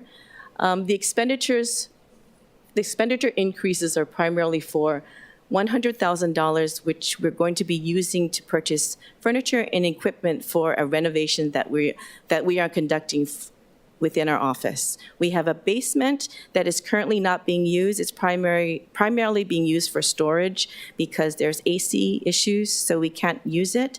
And we currently do not have sufficient number of offices to house 55 deputies. So right now I'm bringing on a new deputy just recently, and she has to go into our conference room and she has to use a workstation temporarily because we don't have enough offices. So this renovation, which we are funding with CIP appropriation, it doesn't allow for us to use CIP for furniture, so we need the additional $100,000. So we have furniture, desks, and equipment for the new offices. It should result in about approximately 8 offices and a number of workstations for staff. An additional current expense would be $25,000 to reinstate some travels to pre-COVID levels. We also need it doesn't happen that often, but we need essentially money to travel in case we have to do mainland depositions. Again, that doesn't happen frequently, but if it does happen, we would need financing to be able to travel. And I think I heard earlier there was comments or some discussion about in-person training, and I think that's really important, again, for the deputies. We've been doing remote training and remote seminars, but I think in-person training, meeting like their equivalents in different states and meeting experts in their fields, making those contacts, that's really important. And so the face-to-face training, I think, is critical for our office. Lastly, the $15,800 is basically to upkeep our internal iManage document system. So that allows us to operationalize and organize our documents within the office.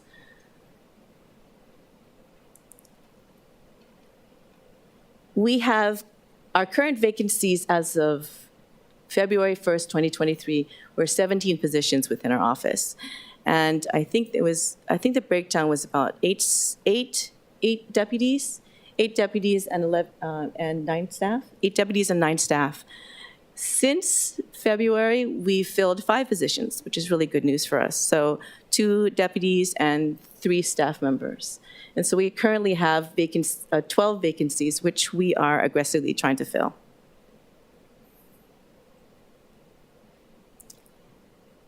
So this is our last slide. This is an expenditure that we have to request every year to cover judgments, settlements, and losses. This estimate is based on an assessment from our deputies about what they anticipate the city might have to pay out in this next year. The $20 million I know sounds like a daunting number, but right now our insurance coverage is really dwindling. So each year, the deductible gets bigger.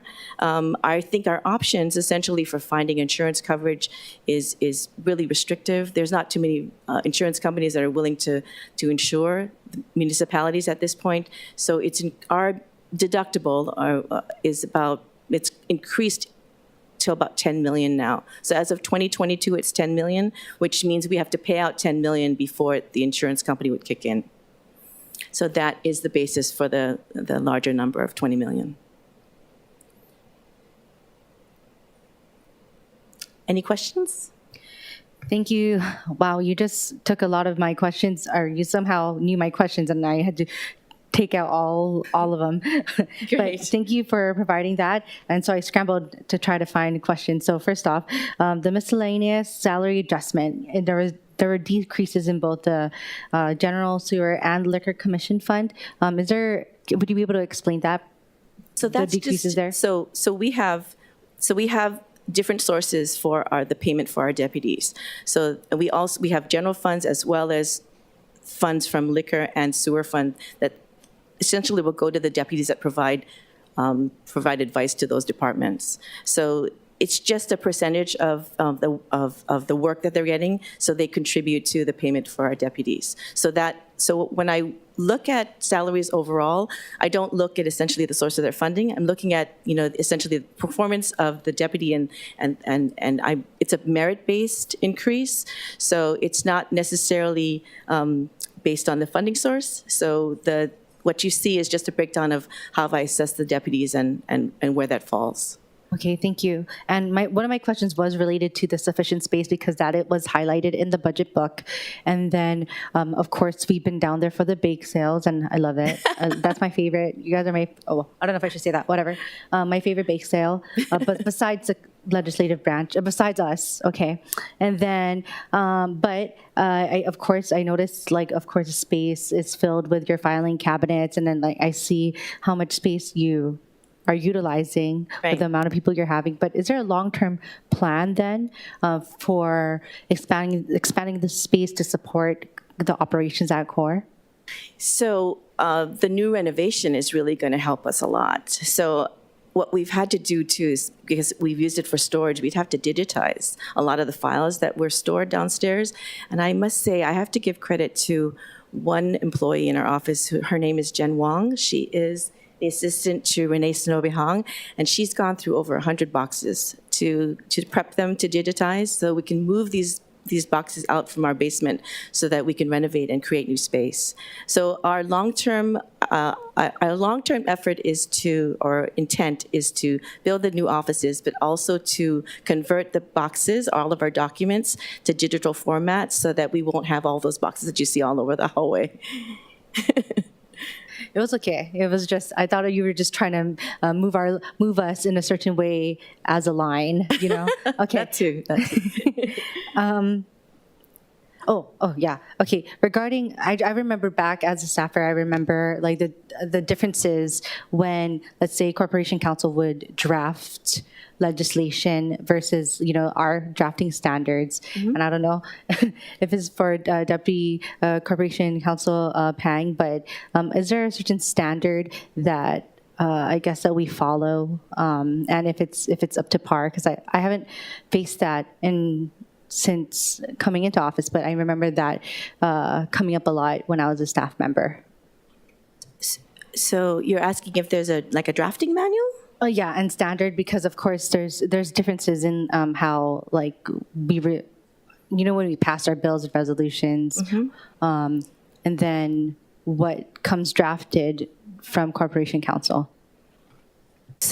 So primarily, we would rely on Office of Council Services for the drafting parameters, and so we will draft for content to give recommendations based on your requests. But I think the format is mostly handled by Office of Council Services, if I'm not mistaken. Yeah. Okay, got it. Thank you. Mm-hmm. Okay, members, any questions? Okay, Vice Chair Wire. Yeah, just quickly. Thank you, Chair. Thank you, Director, or Corporation Council. Mm-hmm.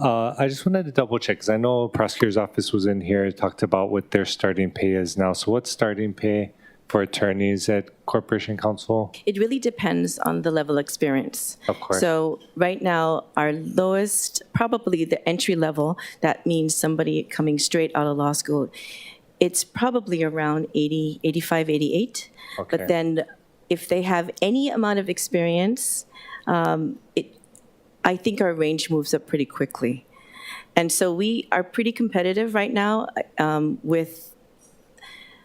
I should correct that. We were competitive with the state, but I think last year there was a significant increase, significant raises from the legislature. So now I think we're back behind them. Okay. So we are constantly tracking that, because that's essentially our biggest competitor, because we're very competitive in terms of bringing in attorneys from other government agencies. I mean, it's really nice that we've been able to attract some attorneys from the private sector, because we really can't compete with that pay scale. But, we keep track of all the government entities, primarily the AGs, because they're probably the largest employer for government attorneys at this point. Okay. No, I appreciate that. And that's about on par, I think, with the prosecutors, because I think they were at 90 for Yeah. entry-level DPA. So, and like I said, that I don't want to keep them at that level course. for long, because for attorneys, that's really low. So if they're here for any amount of time and show promise, I really do want to increase their salary, because I want to retain them. I want them to stay at core. Yeah. So it can start off at a really early, at the lower level, but they'll move up quickly. At least that's been my objective. I appreciate that. What's the lowest starting pay for and I should have been asking other departments, but since we're talking about it, for your admin staff or like your paralegals?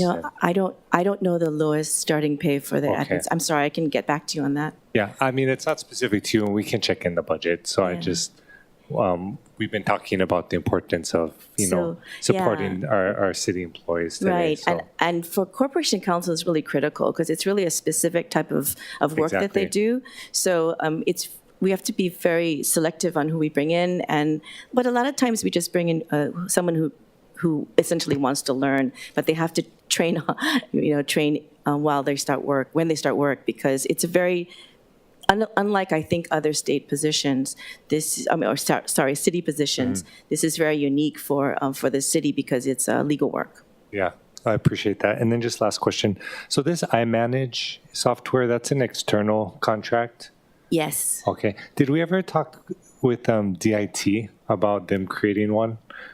Some type of system to use, or is this a pretty... We have we have a existing contract with them. Okay. So we could talk to, DIT about doing something in-house. I heard Mark talking about trying to move everything in-house. We'd be perfectly willing to consider that, but we have to satisfy our contractual obligations with the existing vendor. No, of course. And I have no preference. It's more just hearing and seeing DIT system and this idea if we have all documents centralized in the city system, even for us accessing information, of course, what is appropriate for us to access. I know some stuff would be, treated differently, but yeah, I appreciate the insight. Mahalo, Chair. Thank you. Next, we have Council Chair Waters. Thank you. Good afternoon. Good afternoon. I'm just looking at page 4 on your slide deck, dealing with salaries. Yeah. Looks like an increase of $1,551,1.5 million. Right. For salary increases.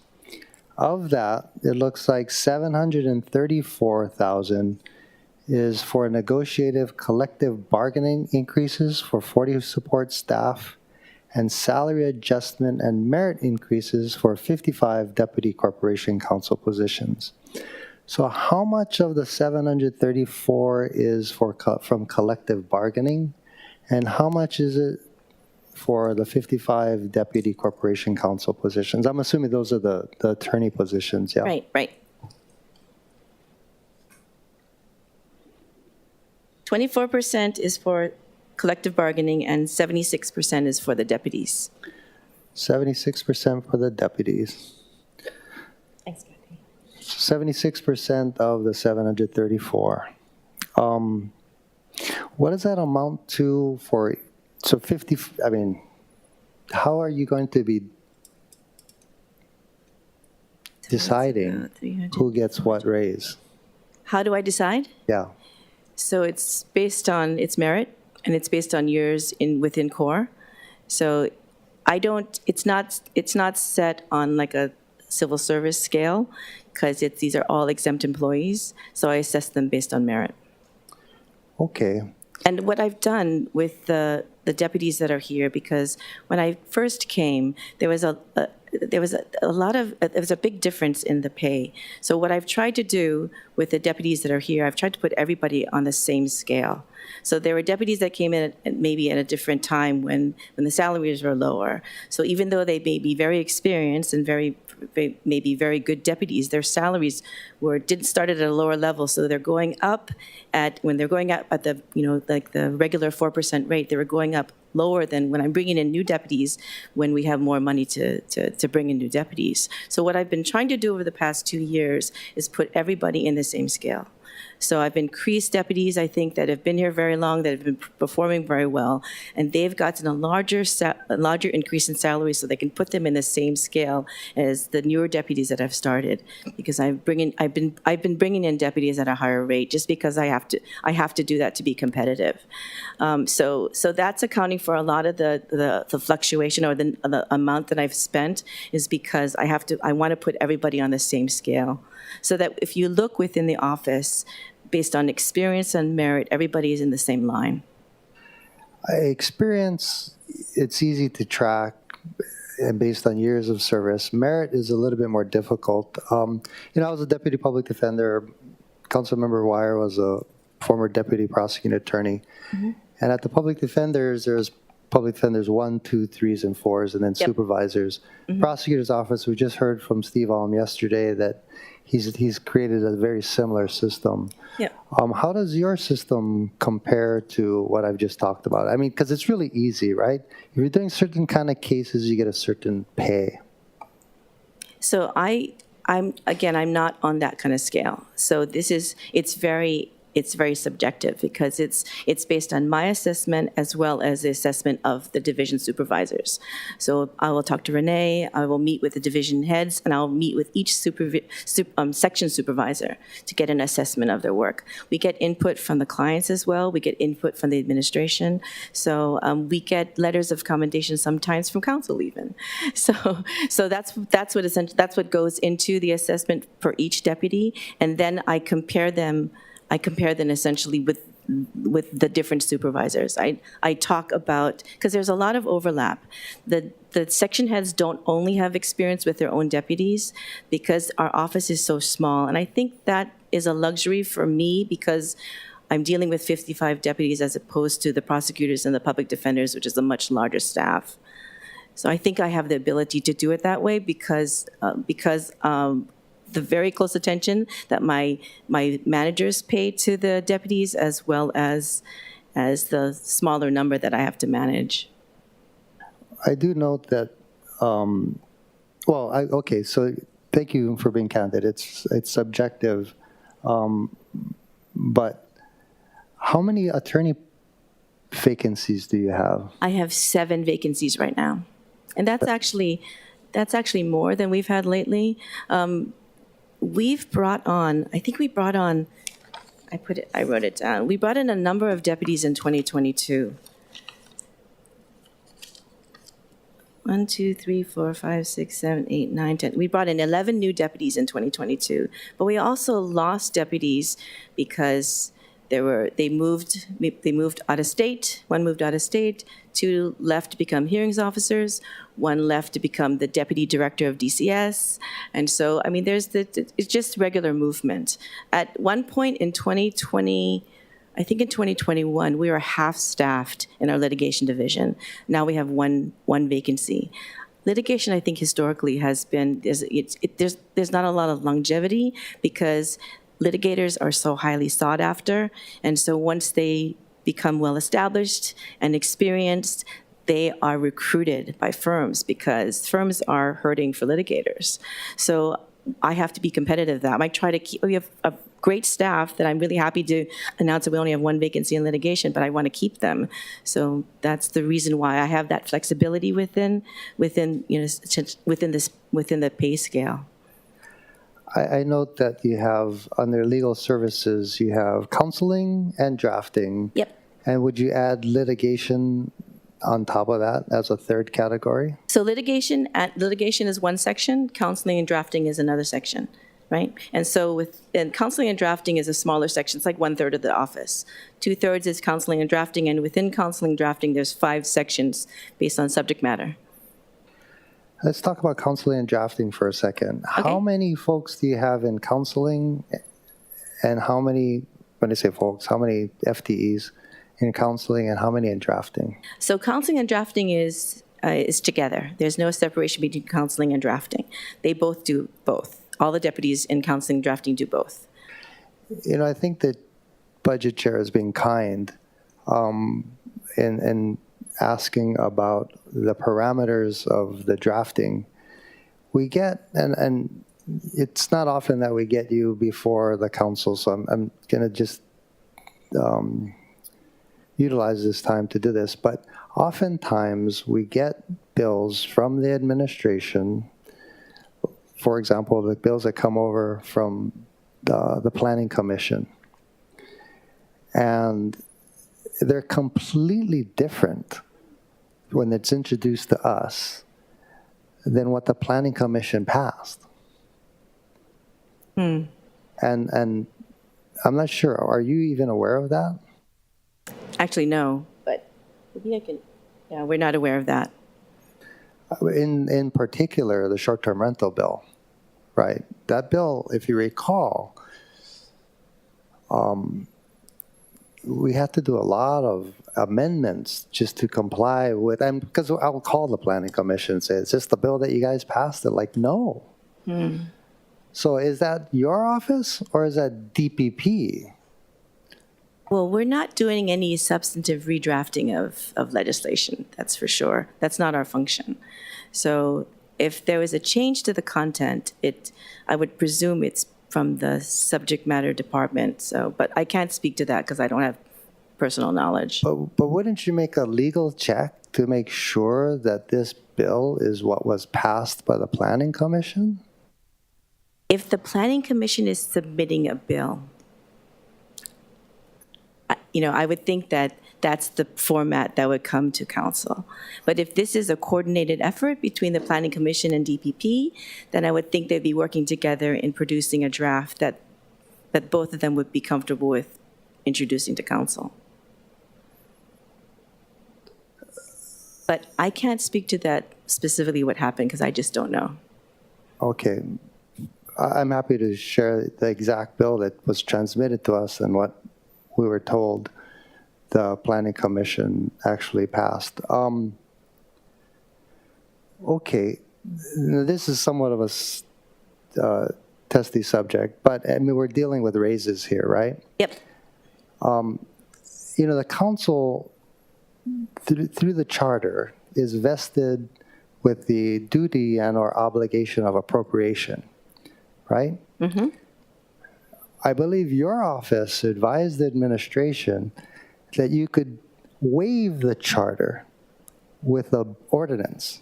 And again, I'm talking about the SLRF funds and budget bill, the budget bill. So remember, there was a proviso in the budget bill that says the charter is hereby waived. So my question to you as an attorney, and again, you guys are asking us for raises, how do you justify that? That you're saying you can waive the charter, which is equal to the Constitution, through an ordinance? So I'm not going to speak to my advice for counsel to the administration because that is attorney-client privileged. If you would like me to address a legal issue, then I can do that, but I would prefer to do that at executive session. Well, okay, just generally, is it possible to waive the charter? It depends. I would have to evaluate the circumstances. But I would say normally no. So you're saying, okay, normally no. Please, if you can, put it in writing on how you're saying, just give me any circumstance that it's possible, other than executive. I can evaluate the specific question relating to the proviso if you give me the question, and I will do that for you. Okay, I mean, I've been asking for this for a long time, throughout this whole SLRF process, but sure, I'm happy to do that again. Okay. Thank you. Any other questions? Okay, Councilmember Say. Yeah, Corporation Counsel Viola, I think what Chair Waters and I are alluding to is that in the budget provisos, there was also, folks always used a template sometimes in the past. I'm sorry, Councilman, I can't hear you. In the past, have you folks always used a template in drafting budget provisos? The original draft that comes down to this council, there's the provisos that we have to read through, and that's where it's stated. But I believe 2 years ago, Director Kawano did apologize that it was an error on the part of the administration, being the first time being, the mayor. I just wanted to say that I wanted to thank you and your staff for a job well done. For me, I've enjoyed being on the executive committee, listening to all the settlements that you folks have worked out on behalf of the general public at large. But I don't know, Corporation Counsel Viola, I get residents in Palolo, St. Louis telling me, all they're doing is delaying it. You know I'm right.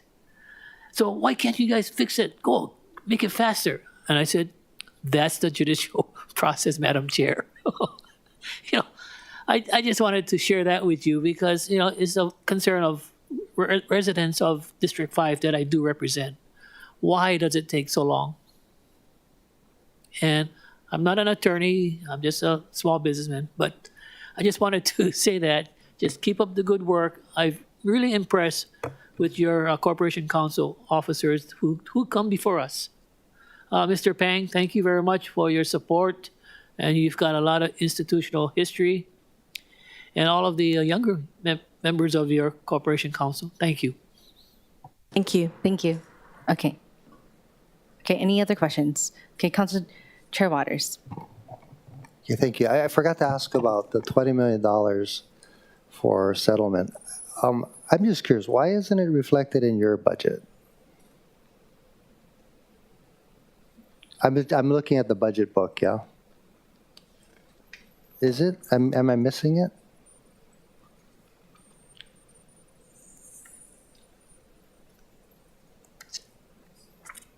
I'm getting the answer. Hold on.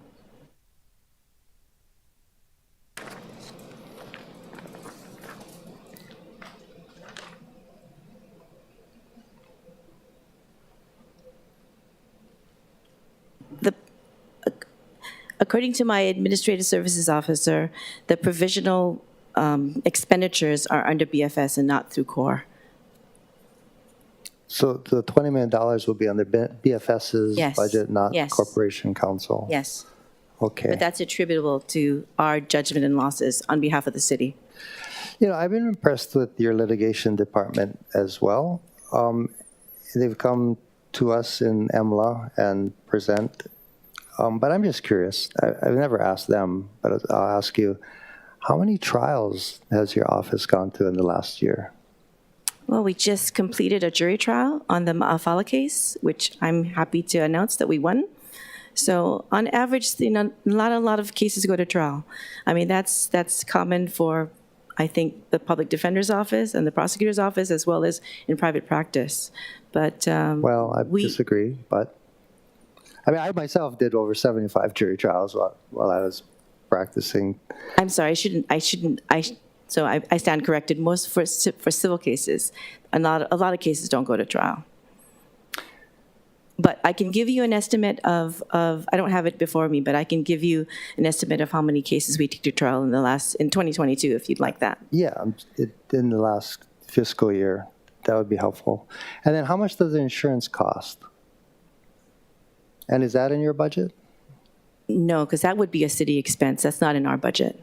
I don't know how much the insurance costs. I know about the deductible because that's what we have to deal with when we settle cases. Okay.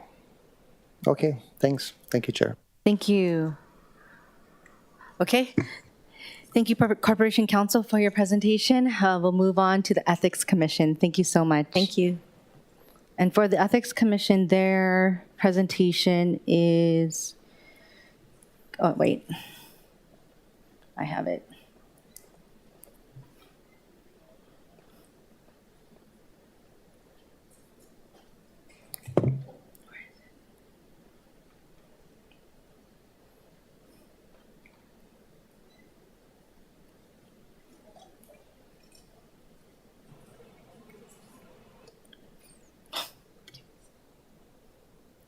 Okay, please proceed. Sorry, I was going to share the departmental communications, but I can't find it. But okay, thank you.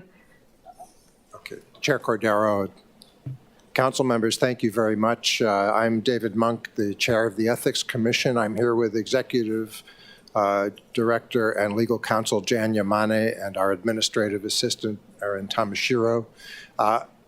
Jan is going to do our presentation, but I just want to say first that on behalf of all of the commissioners, we very much appreciate the consistent support of the council over the past several years in allowing us and enabling us to grow our staff to a level where we feel we're now in a position to fulfill all of our obligations and our goals.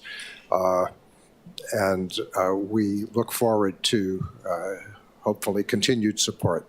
Also, one other thing, just a small thing, and actually in the context of some of the numbers I've been hearing this afternoon, my head is spinning and I feel kind of small, but in our request, there is a modest request for an increase in travel funds. And I view that in the context of having a few months ago, for the first time, attended the annual meeting of the Conference on Government Ethics Laws, a national conference, along with Executive Director Yamane and our Assistant Executive Director. They were funded by our budget. I went at my own expense, but I took away from that experience the real importance and the real value to our commission of enabling our staff to attend these meetings, both as training and also as opportunities for networking and for gathering information that they bring back to benefit us. So I am very enthusiastically supporting our request for, as I said, a modest increase in travel funds to enable more staff, especially as we have grown our staff, and I'd like to see more of them attend these meetings in the future. Thank you. Thank you, Chair. And if the council has any questions for me, I'm happy to take them, but otherwise I'll ask Jan to make our presentation. Okay. Yes. I think you have Director Yamane up. Thank you. Good afternoon, Chair Cordero, Vice Chair Wire, members of the council. Thank you very much for hearing our budget testimony. After listening to ENV and some of the millions and millions and billions of dollars that they spend, ours is going to pale in comparison in terms of size. Nonetheless, it's very important for us. We do play a very important function for the city. We do provide training as well as enforcement and outreach to all of the city employees. That's over 10,000 of our workforce. And so we do have a lot of touch with every city employee, from the members of the council, the managing director's office, and the mayor, all the way down to all levels of city government. May I have the first slide, please?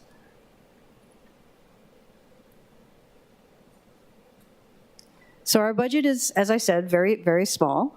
We are asking for salary increases as well as some current expense increases.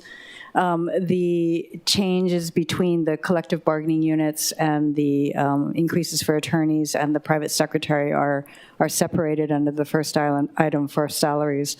Under current expenses, as Chair Monk indicated, we are asking for a modest increase to our budget. We have found that what little travel we did this last year increased significantly. We had budgeted for 4 trips, took only 3, and we found ourselves still over budget. So hopefully that modest increase would assist in that regard. We're also asking for a restoration of other professional services for procurement of special officers. Could be a special prosecutor, a hearings officer, for conflict cases or some cases in which there may be very high-profile subjects. These are a little hard to predict. It kind of depends upon the caseload. We have also found increases in our special prosecutors. Their rates have gone up significantly, and in some cases, it's almost precluded us from being able to hire a special prosecutor because we don't have enough funds to pay for it. We have had our procurement monies slashed year after year after year, and we're looking for some of those monies to be reinstated. We looked at our budget to see whether or not we would be able to hire a hearings officer in the event that the commission itself is conflicted, and that would be very difficult on the $12,000 that currently exists in that line item. I think we just did a mediation that didn't take a lot of hours, and yet it almost put us over budget. So those are our increases. The next slide, please. This is just a small picture of our office. We have grown. We used to have only 3 and 4 staff. Now we have 11. I'm happy to say that, with council's support over these years, we've grown dramatically, and we thank you very, very much for the support. Our workforce is now the same as the State Ethics Commission. And having come from a staff of 3 and 4, all of a sudden that we feel like we have so much more capacity to do so many more things. We are still actually trying to reach our mandates. There are quite a few mandates in the ordinances and the charter, and we still struggle to meet some of those. Last slide. Finally, we are happy to report that we have filled all of our vacancies. We don't have any at this point. We do have 4 attorneys, 2 investigators, an administrative specialist, a training specialist, a private secretary, and 2 legal clerks. So we're very pleased to have all of our positions filled.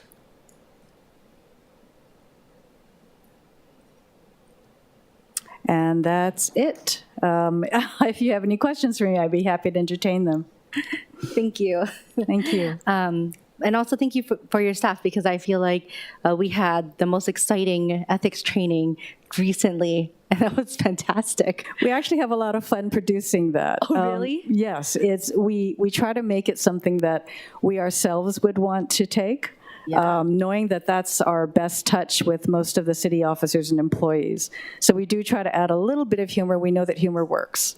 Oh, Thank awesome. you. Yes, and it did, and it stuck with me. And also great picks for your staff, and also thanks to your staff for always being responsive when we have questions. We try to, especially with the requests for advice. Usually within a day or 2, we'd be able to get back to you, or if we do need more time, then at least you'll know that our response is coming within a few days. Thank you.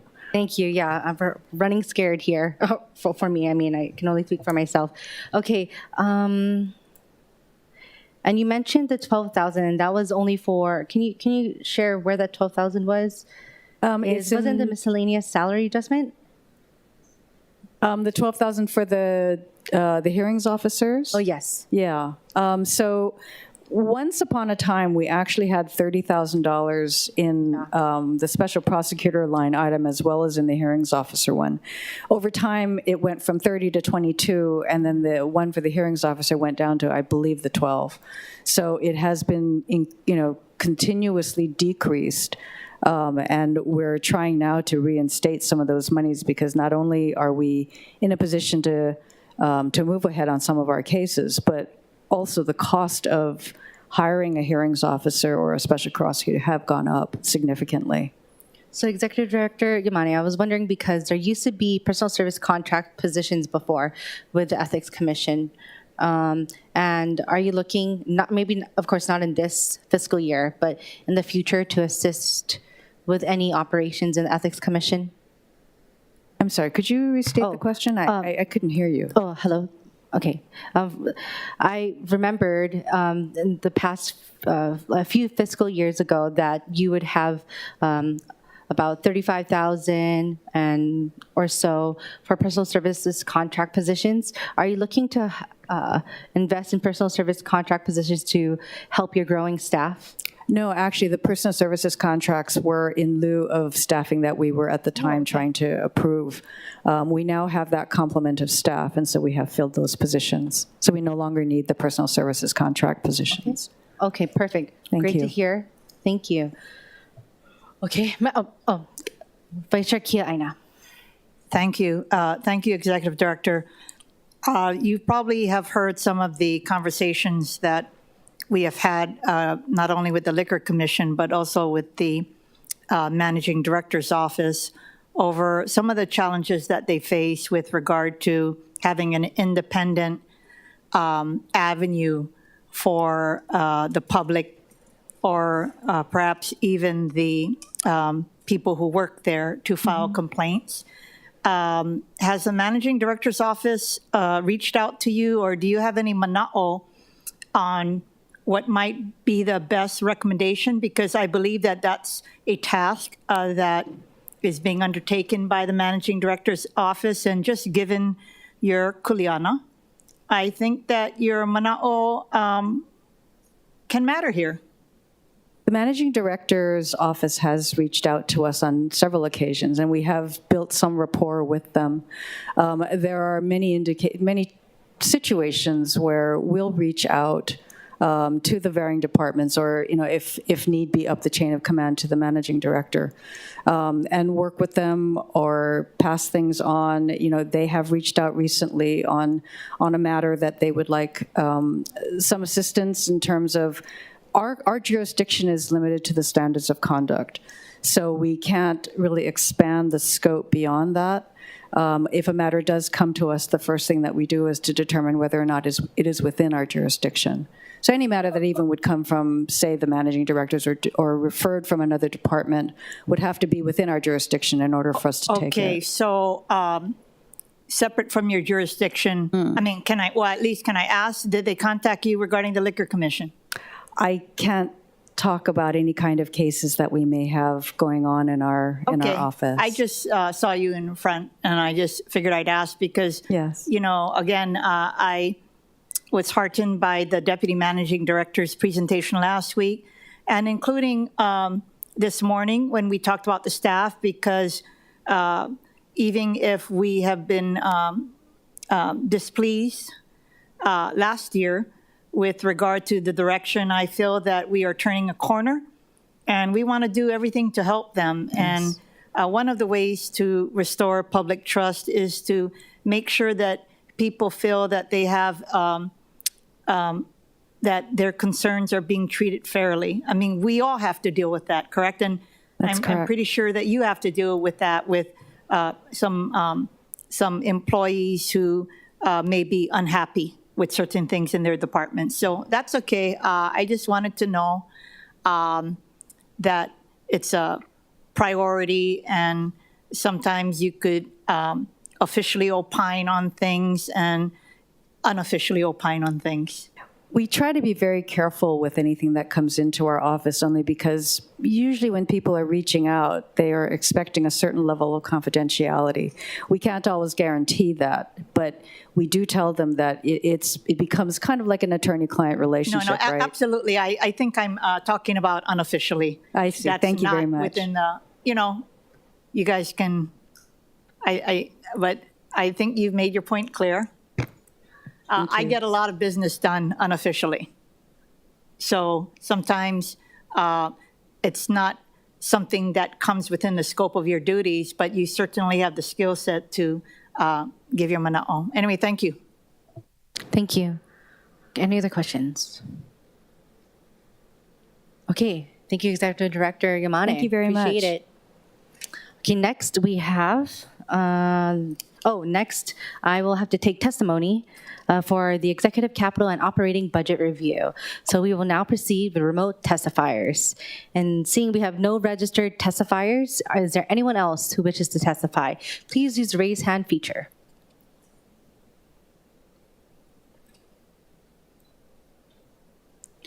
Seeing there are none, I would like to proceed with in-person testifiers. Angela Young.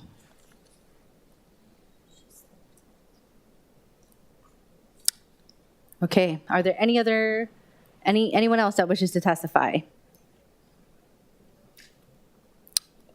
Okay, all right. Members, we are in discussion. Any discussion? Okay, moving on to agenda item number 2. All right, Honolulu Authority for Rapid Transportation Capital and Operating Budget Review. Okay, with us we have from, oh my gosh, I can't even think. We have the Executive Director, Lori Kahikina, and yes, please proceed. I know that you have to get your communications up, and it is communications number, one moment.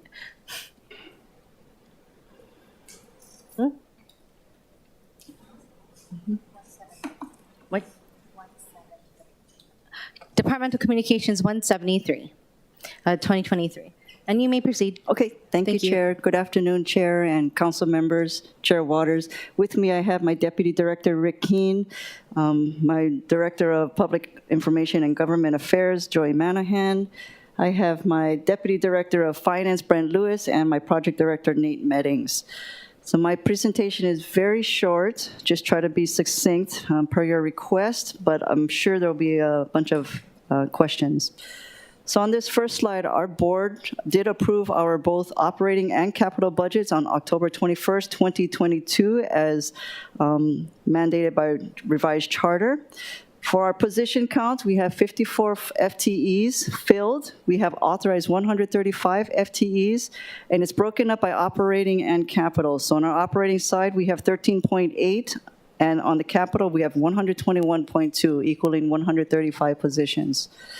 On the next slide, this is where all of our funding, this is where we're projecting our funding for FY24. Hey, Director Kahikina. Yes. Would it be more comfortable for you to sit down? And we can give you the wireless mic. Oh, yes, but Can- yeah, thank you. No, that'd be awkward for me. But thank you. If I get tired, I'll The camera can zoom real good. oh, what's that? The camera can zoom really well. Oh, okay. And we also have the microphone ready for you. Oh, okay, okay, that's fine. Thank you. Okay.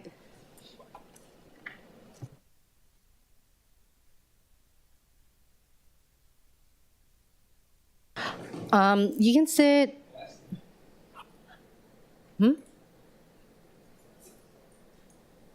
You're right there. Thank you.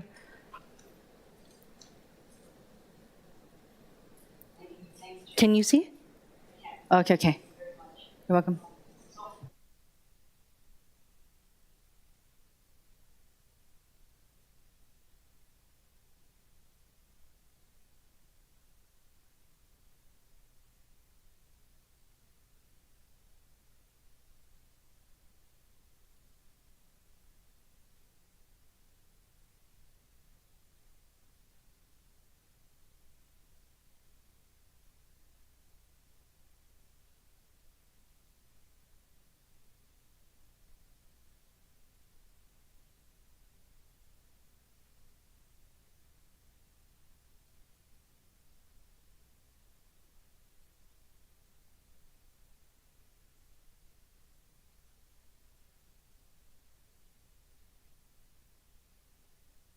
Sorry, my bad. Give us one moment. No, we'll just connect it. Hang on, just one moment. We had Director Babcock there for an hour and 45 minutes. I think you would want to stay seated.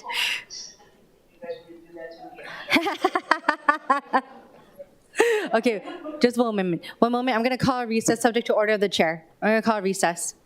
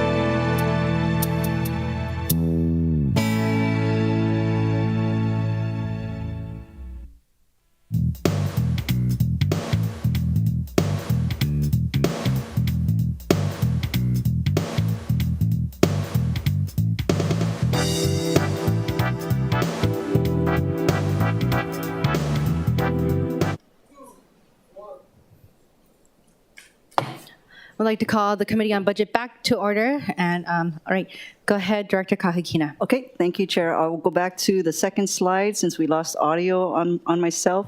So this is what our anticipated funding is for FY24. The first two lines, GET and TAT, this is from Act 1 on the state side. We are anticipating about $311 million on the GET and $76 million on the TAT. For the federal funding, we are anticipating from our FFGA $250 million from our federal partners. The city subsidies, $12 million, and the new city TAT is about $29 million. And then we have other income from grants and miscellaneous income, rent, and that's about $765,000. So our projected funding for FY24 is $679 million. On the next slide, so our operating budget is about $109 million, and it's an increase from FY23 of $14.4 million or 15%. That increase is primarily due to debt service, which is about 95% of our operating budget. It's in that third column, FY24, you can see debt service plus fees is $103 million. That's the main increase right there. And we did, debt service expenditures increased $14 million, and HART began making principal payments to BFS during FY23. Our labor cost is flat. It remained consistent with FY23, and our city charges has also increased by 80%. You can see that on the fourth row down, $1.5 million, and that's primarily due to our bond interest expense. Okay. And then for our capital budget, we are, from last year, FY23, we had $532 million. This year, we're requesting $569 million, and that's going to cover two main projects, our City Center Guideway and Station project and the Waipahu Station Makai entrance. And so that's a 7% increase since FY23. So, Chair, that concludes my presentation, and well, it was very short, but I'm anticipating a lot of questions. Okay, thank you, Director Kahikina. Okay, first off, I know that this was mentioned yesterday during Director Kawano's presentation, administrative overview, but just want to ask again, are we borrowing bonds this year? No. Or floating bonds, I'm sorry. And how about for the status on the full funding grant agreement amendment? Yes, so for the full funding grant agreement, my deputy, Rick Keene, has actually sent several drafts to FTA, our FTA oversight consultant, what we call our project management oversight consultant, sent it to CORE, and at least 2 drafts have been sent with very minimal comments. So the FFGA, we're anticipating to be done in the June, July timeframe. Oh, okay, thank you. So that's the status of the recovery plan? No, I'm sorry, the recovery plan is sorry. POW. FFGA, Sure. The recovery plan was done last year, and thank you for you folks for approving that. FTA accepted it about 4 months later, and now the next step is to amend the full funding grant agreement. That's the actual contract between us and FTA, and Rick has wrote that. He's amended it or rewrote it with the truncated scope, sent a couple of drafts over to FTA, PMOC, and CORE, and very, very minimal comments back from them. Okay, and so what's the next step after that? What was that? And what's the next steps after that? Once they accept, so the release of the tranche is the big thing that we're waiting for. So once that FFGA is amended, we get the first tranche of $125 million. The next tranche is $250 million, which is the award of that City Center Guideway Station contract that I mentioned, and we are anticipating that award maybe first quarter, second quarter of next year. Okay, so that's the timing, so second quarter of next year? Yes. For the City Center Guideways and Stations? Yes. Okay. The award, yes. Award, okay. We want to put out the procurement, the first phase next month. Okay, got it. Thank you. You're welcome. Okay, I know other members have questions, so I'm going to go with Councilmember Tolba, then Councilmember Say. Okay. Thank you, Chair. Hello, Director. Hi, Councilmember. So, I'm doing my best to match up the numbers in your presentation with Hart Bill 16.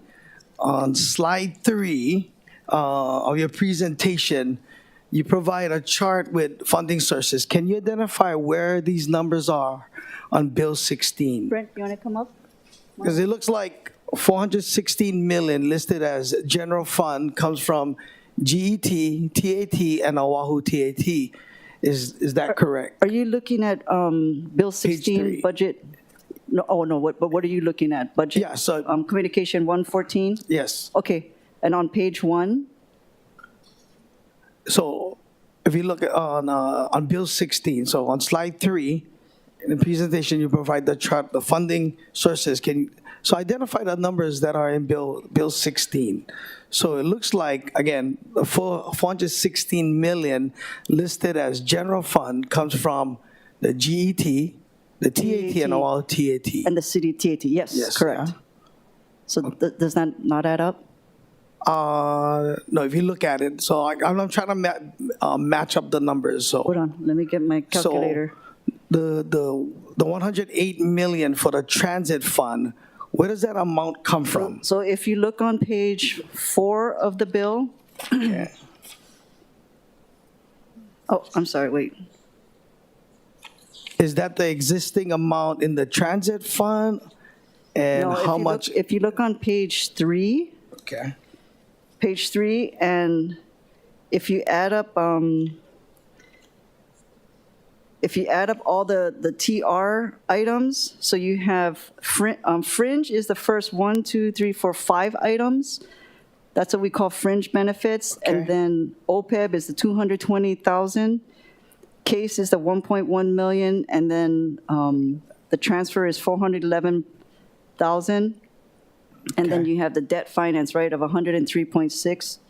But if you add up all of those items, that equals to the 108,967,430. Okay. So the 12 million, where is that in the CIP budget? The Mayor's executive budget mentions the CIP budget also includes 12 million for the scheduled city subsidy to the Honolulu Authority for Rapid Transportation. You know where that, oh, On the funding, you're mainly looking at the funding. Right. Compared to this. So the general fund funding, the 416 million, is comprised of the first 2 lines, the GET and the TAT. Okay. The remainder it's different from this because we capped it in the budget book to match up to the capital expenditures that we were including in our budget.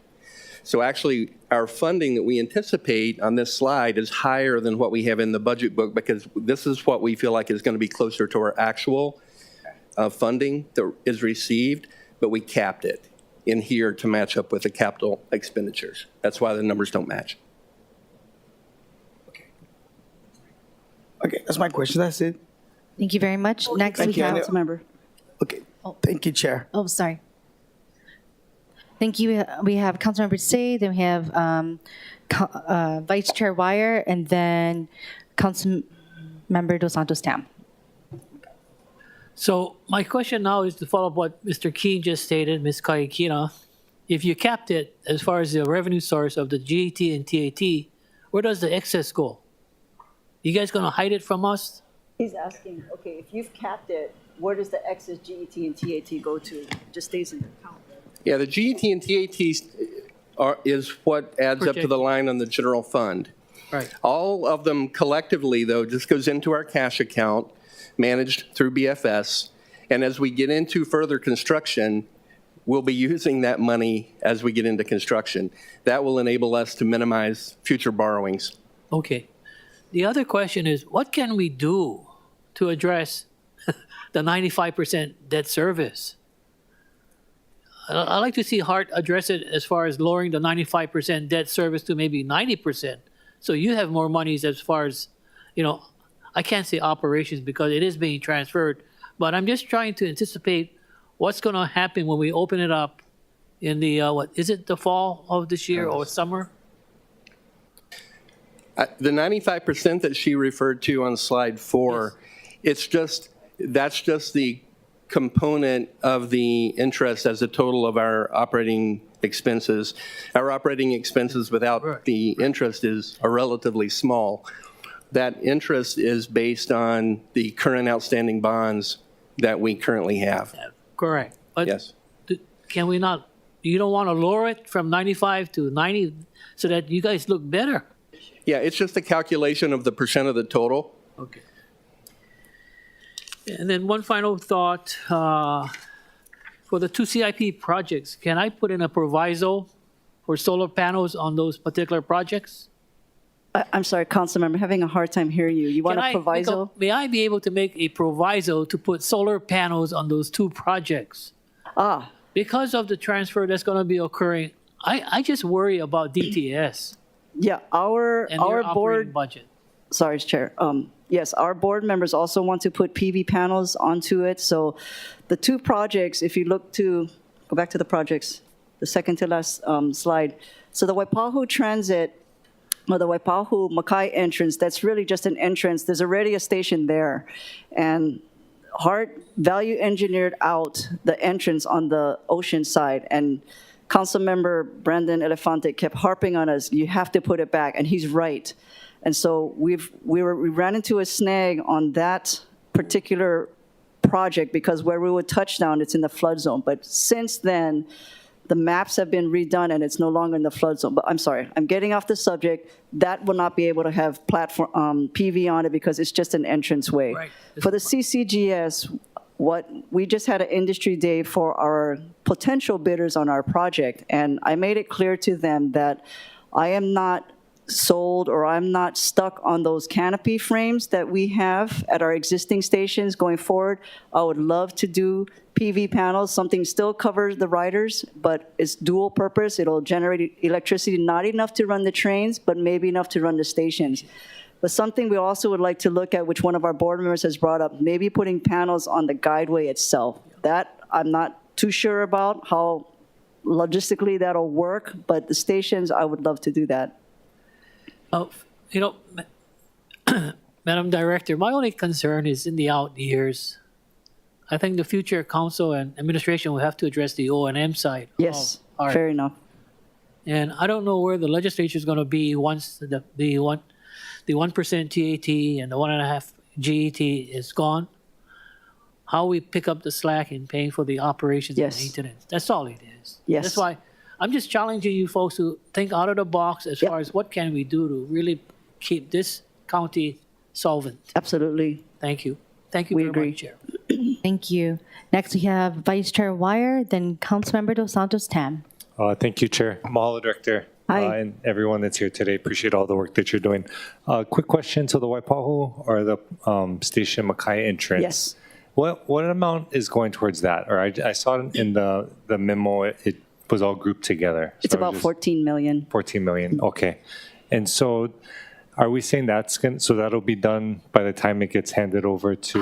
You know, we have reappropriated this at least 2 or 3 times. The snag that we ran into, like I started to talk about, is we couldn't touch down on that side without condemning that property. And so we think we found a way now that we don't have to condemn it and we can touch down without affecting, it was a flood zone. It's not now. So that's why I'm hoping we can push this forward, because to me, we owe it to Councilmember Elefante. He kept bringing this up. So I'm hoping we can get this done. The only hesitancy I have is we were gonna put out the procurement for CCGS. And we have an estimate, if they come in over that and we have to use the monies for Makai entrance just to award the contract, I'll have to do it. So that's my only hesitancy, but we've already started on the designs in-house. Okay. I appreciate that and concur with Councilmember Elefante as well. Yes, So we as have the to do it. community does Yes. as well. And so appreciate that, Chair, and thank you, Director. And just to reiterate that still support the park and ride Oh, at yes. Pearl Highlands. If we Absolutely. can get that. I know it's, Yes. don't want people to forget. Yes. And I know it seems like everybody's working on it. DLM was talking about it, DTS. DLM, DTS, us, yes, we have not forgotten. We have to do it. So who do we think, because obviously we're approaching the handover, Yes. DLM, DTS, who do is someone emerging as kind of the main driver? We are responsible. Okay. We are responsible to get that done. Okay. Yes. So do you know, in terms of looking at the park and ride, I'm assuming DLM, from what they said, was looking at housing And then they Yes. talked a little bit about the walkway going across. Yes. So DTS has a consultant looking at ways to better use that property. We are looking at it more from a constructability point of view. Okay. You know, and it's kind of out of the box thinking, but we had a vendor approach us on a remote, a mobile parking lot. And I'm hesitant with that because it's a lot of moving parts, but it's being done all over the nation. And the one thing I really liked about it was it's much lighter footprint. So because we have a soft substrate over there, they say that it's half the weight of a typical concrete parking garage. So it might work. So we're looking into that, but we haven't ruled out whether we still try to talk to A and B to build a garage over there, but we are open to any kind of ideas. But we have to do it. We know we're committed. We have to do it. Okay, so at minimum, maybe a parking lot is what I'm hearing. A what? Parking lot, is that what you're saying? Well, it's a parking garage where the parking stalls rotate like on a robot. Oh, wow. Yeah. Okay. That's why I'm like, I hesitate because it's a lot of moving parts, but it's much lighter. So Yeah, if that's, okay. so we want to pursue that further. The vendor approached us. We had an initial meeting with them, but it's interesting Okay. if we can do that. I'd love to hear, as you find out more, anything Sure. you know about that. Sure. And then you're saying our DTS would be the walkway to cross over. Yes. Yes. Correct. Okay. But you're still kind of, so in terms of the harping conversation earlier, like it'd be harping on the departments to push this along, or? I'm sorry. Yeah, like you're the one that's kind of doing follow-up to push the departments along, or they're kind of running, No. they're running with it? We, if anything, they're our partners to help us, Partner, but okay. we are the ones who are responsible to get that done. Same question to your Waipahu Makai entrance. All of our funds is being pushed to that CCGS. Yeah. Because we need the monies to award that contract. Yeah, So that's why there's no funds being spent on that parking garage right now. okay. Appreciate all the attention to it and the Okay. conversation from everyone, so Okay. mahalo. Okay. And mahalo, Chair. Thank you. Thank you. No, I didn't know about that, and I think you know more than I do. Okay, all right. So next, Councilmember Dos Santos Tam, and then we have Councilmember Talba. Thank you, Director. I want to follow up on the Waipahu Station Makai entrance, because I know that there were discussions about this particular entrance as well as the UH West Oahu East entrance and the Keoneai lot. I don't know if those were all part of the same discussion. Oh, I'm not familiar with the UH West Oahu. Is that? Oh. Those are not part of this this? is news to us. We've never heard of that. Okay. Very well. In that case, I won't worry about it either. But I know that those were, okay, well, the Waipahu Station entrance was removed sort of through a value engineering exercise and then added back in for good reason. Is there a list of the things that were removed in value engineering that may be considered for being added back in? Because it seems that, if we add these things back in later, they're going to be more expensive. Absolutely. And I know we don't want sticker shock up front, Yes, yes. but at some point, if there are good reasons for these things, we're going to have to pay for them. So how do we get a sense of what these things might be? Do we have a list on West Side? We could go back and investigate and get that list. Okay, we think we may have a list, but honestly, at this point, we are not looking at putting anything back on the west side. We're concentrating on getting our trial running done, the hammerheads done, and transferring that first segment over to DTS. So that's just the one that I know is outstanding that we really feel, and correctly so from council member, we have to put it back. Good. And so again, the FY24 budget is just City Center Guideway and the Waipahu thing. Anything EVA of Middle Street is with Yes. previous year funding Yes, correct. as we close it out. Correct. Okay, great. Thank you. Councilmember Talba. Thank you, Chair. Okay, can you explain to me where we get the transit fund, the funds from? And because the 108 million for the transit fund, where does that amount comes from? Okay, so the 108 million comes from, if you look on page 3, okay, fringe benefits. Fringe benefits is the 1, 2, 3, 4, 5 first rows. That equals 713,202. OPEB, 220,000. Case is the next two lines, which is 1.135507 plus 411,720. So that's case. So case totals 1,547,227. Debt financing, 103,601,250. And then salaries, current expense, and equipment, which is on page 2, right? That's 2,885,751. You add all of that up, that's what equals 108,967,430. Okay. And I don't think you answered the 12 million from the CIP. Where's the 12 million in the CIP? Yeah, I think what you did answer that, right? You're asking about the $12 million? I think we are moving so fast that I Okay. I think what Rick was saying, that it's in, when you look at the slide for our funding, these are estimates of where the money is coming from. If we don't use that funds, then it just sits in an account. Okay, got it. And when are we expecting to pay off the current outstanding GO bonds? Okay. You want to come talk about that? I got your schedule. All of Hart's GO bonds, current and future, will be repaid by 2031. By 2030. Because the biggest funding source for those is GET and TAT, and those end in 2030. From a timing perspective, we'll get some of that funding coming in to us in 2031.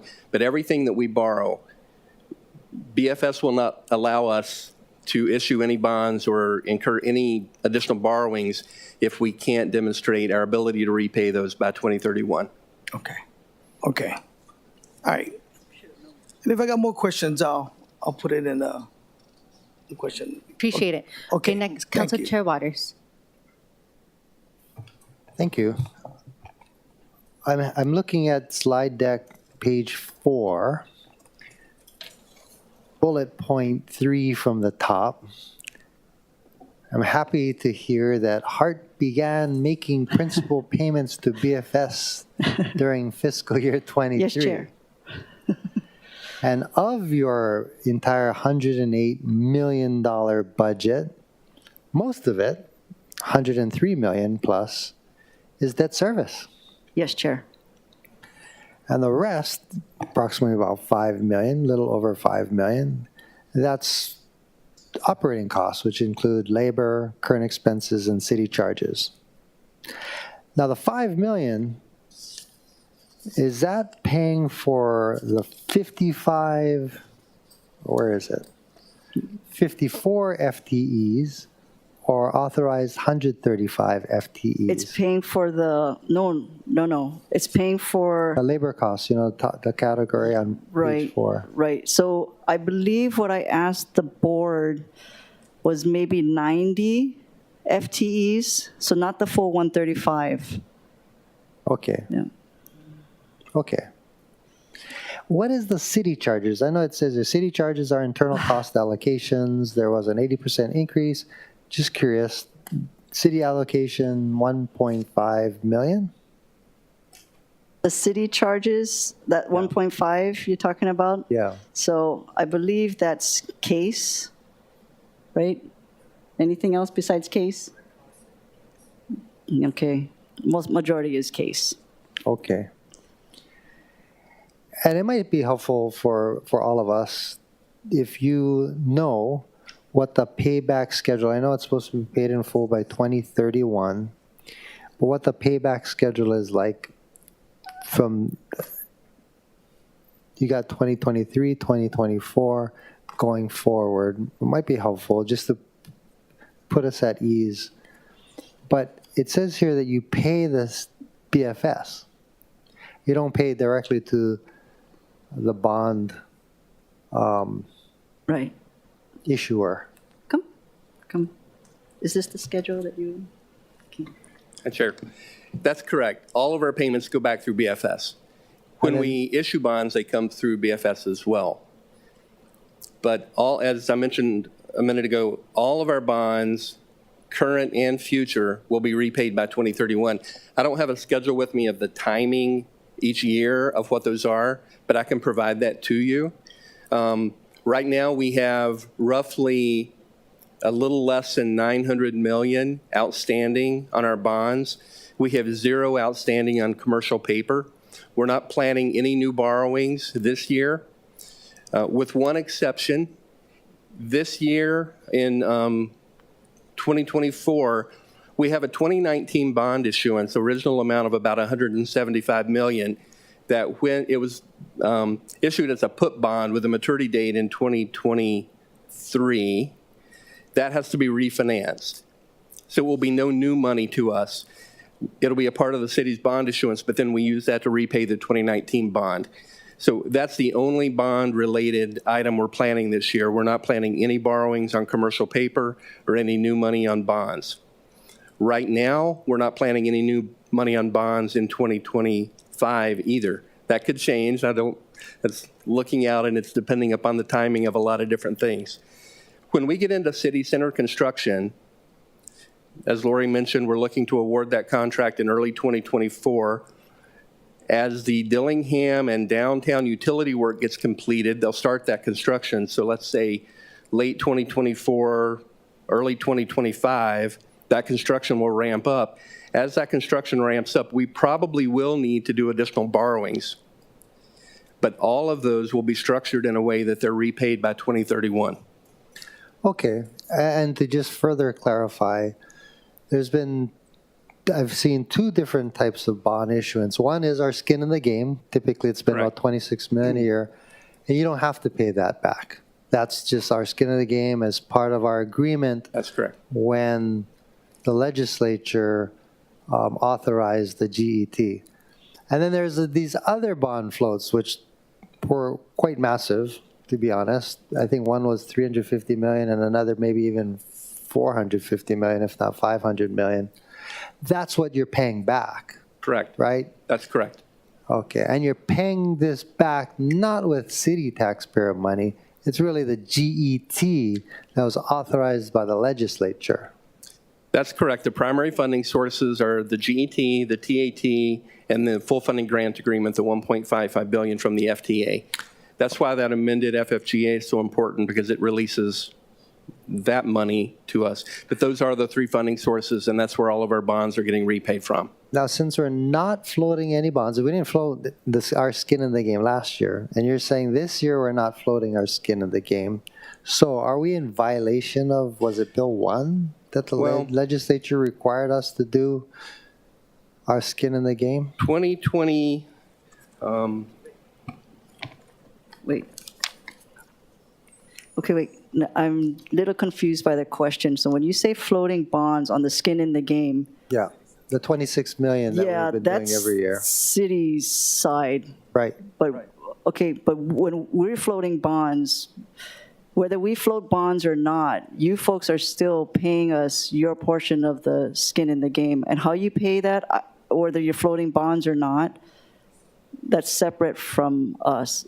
So I'm not understanding, what question did you mean by violate? Oh, do you? Okay, no, this is helpful. So you're saying then that the city is still giving you X amount of money, even though we're not floating bonds to pay you? We're not floating bonds. Are you collecting any other money from the city? No, I think what she was saying is the skin in the game can be paid in other ways other than floating bonds if the city chooses to do so. Well, it says here in slide deck 3, city subsidy $12 million.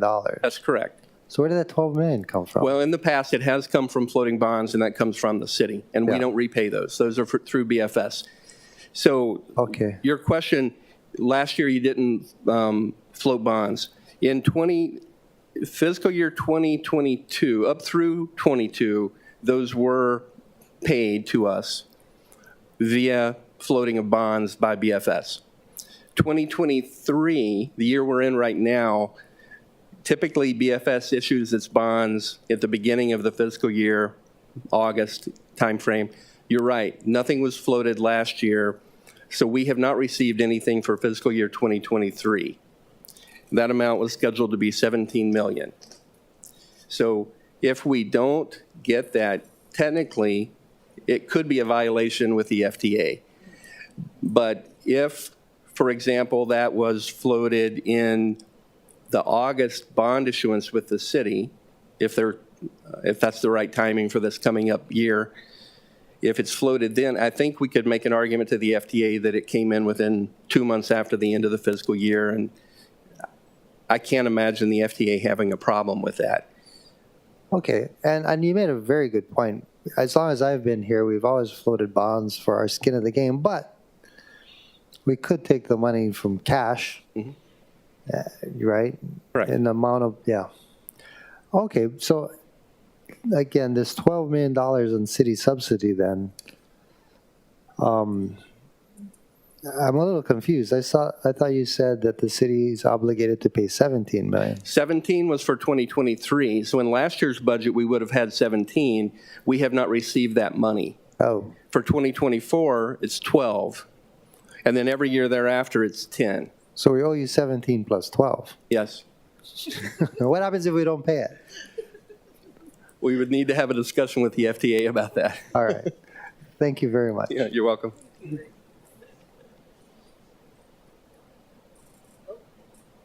Direct your questions to the chair, please.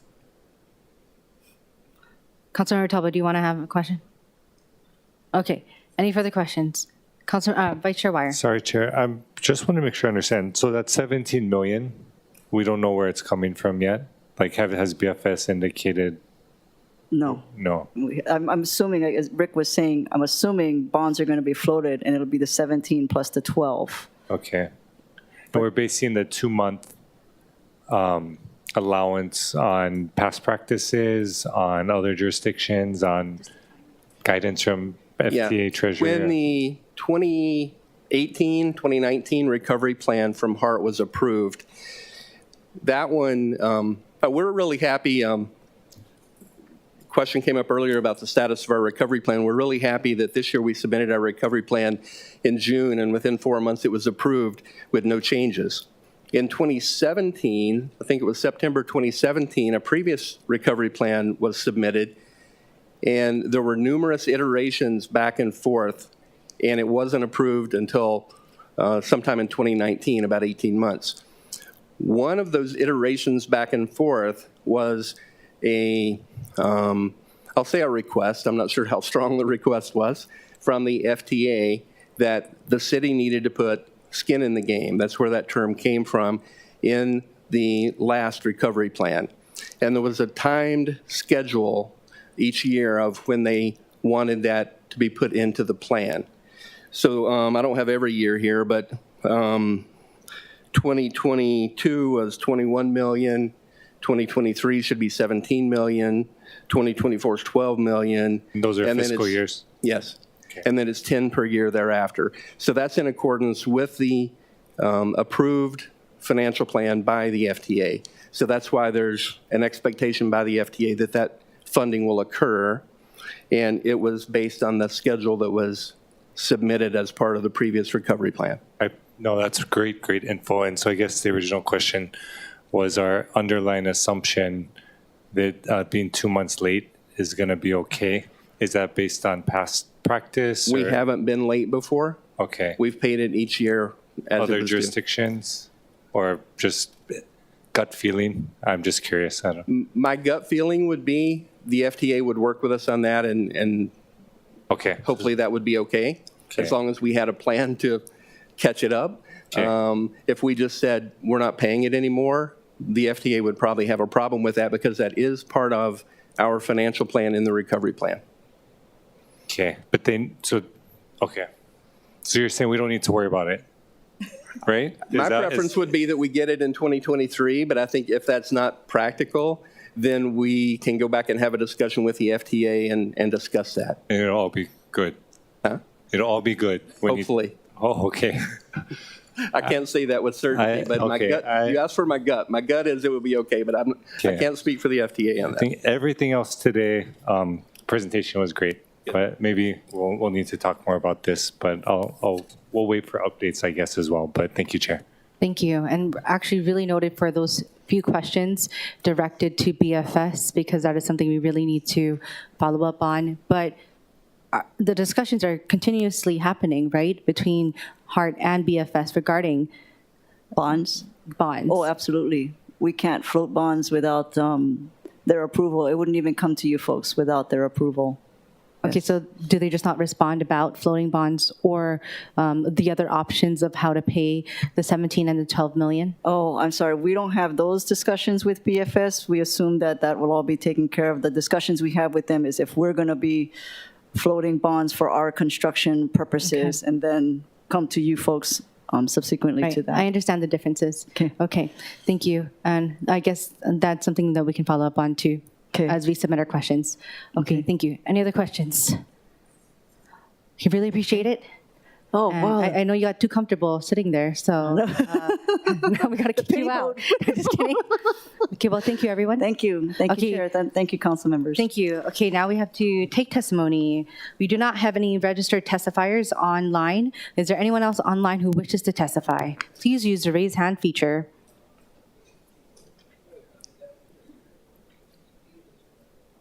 Seeing none. Okay, moving to in-person testifiers. There are no in-person registered testifiers. Is there anyone else who wishes to testify?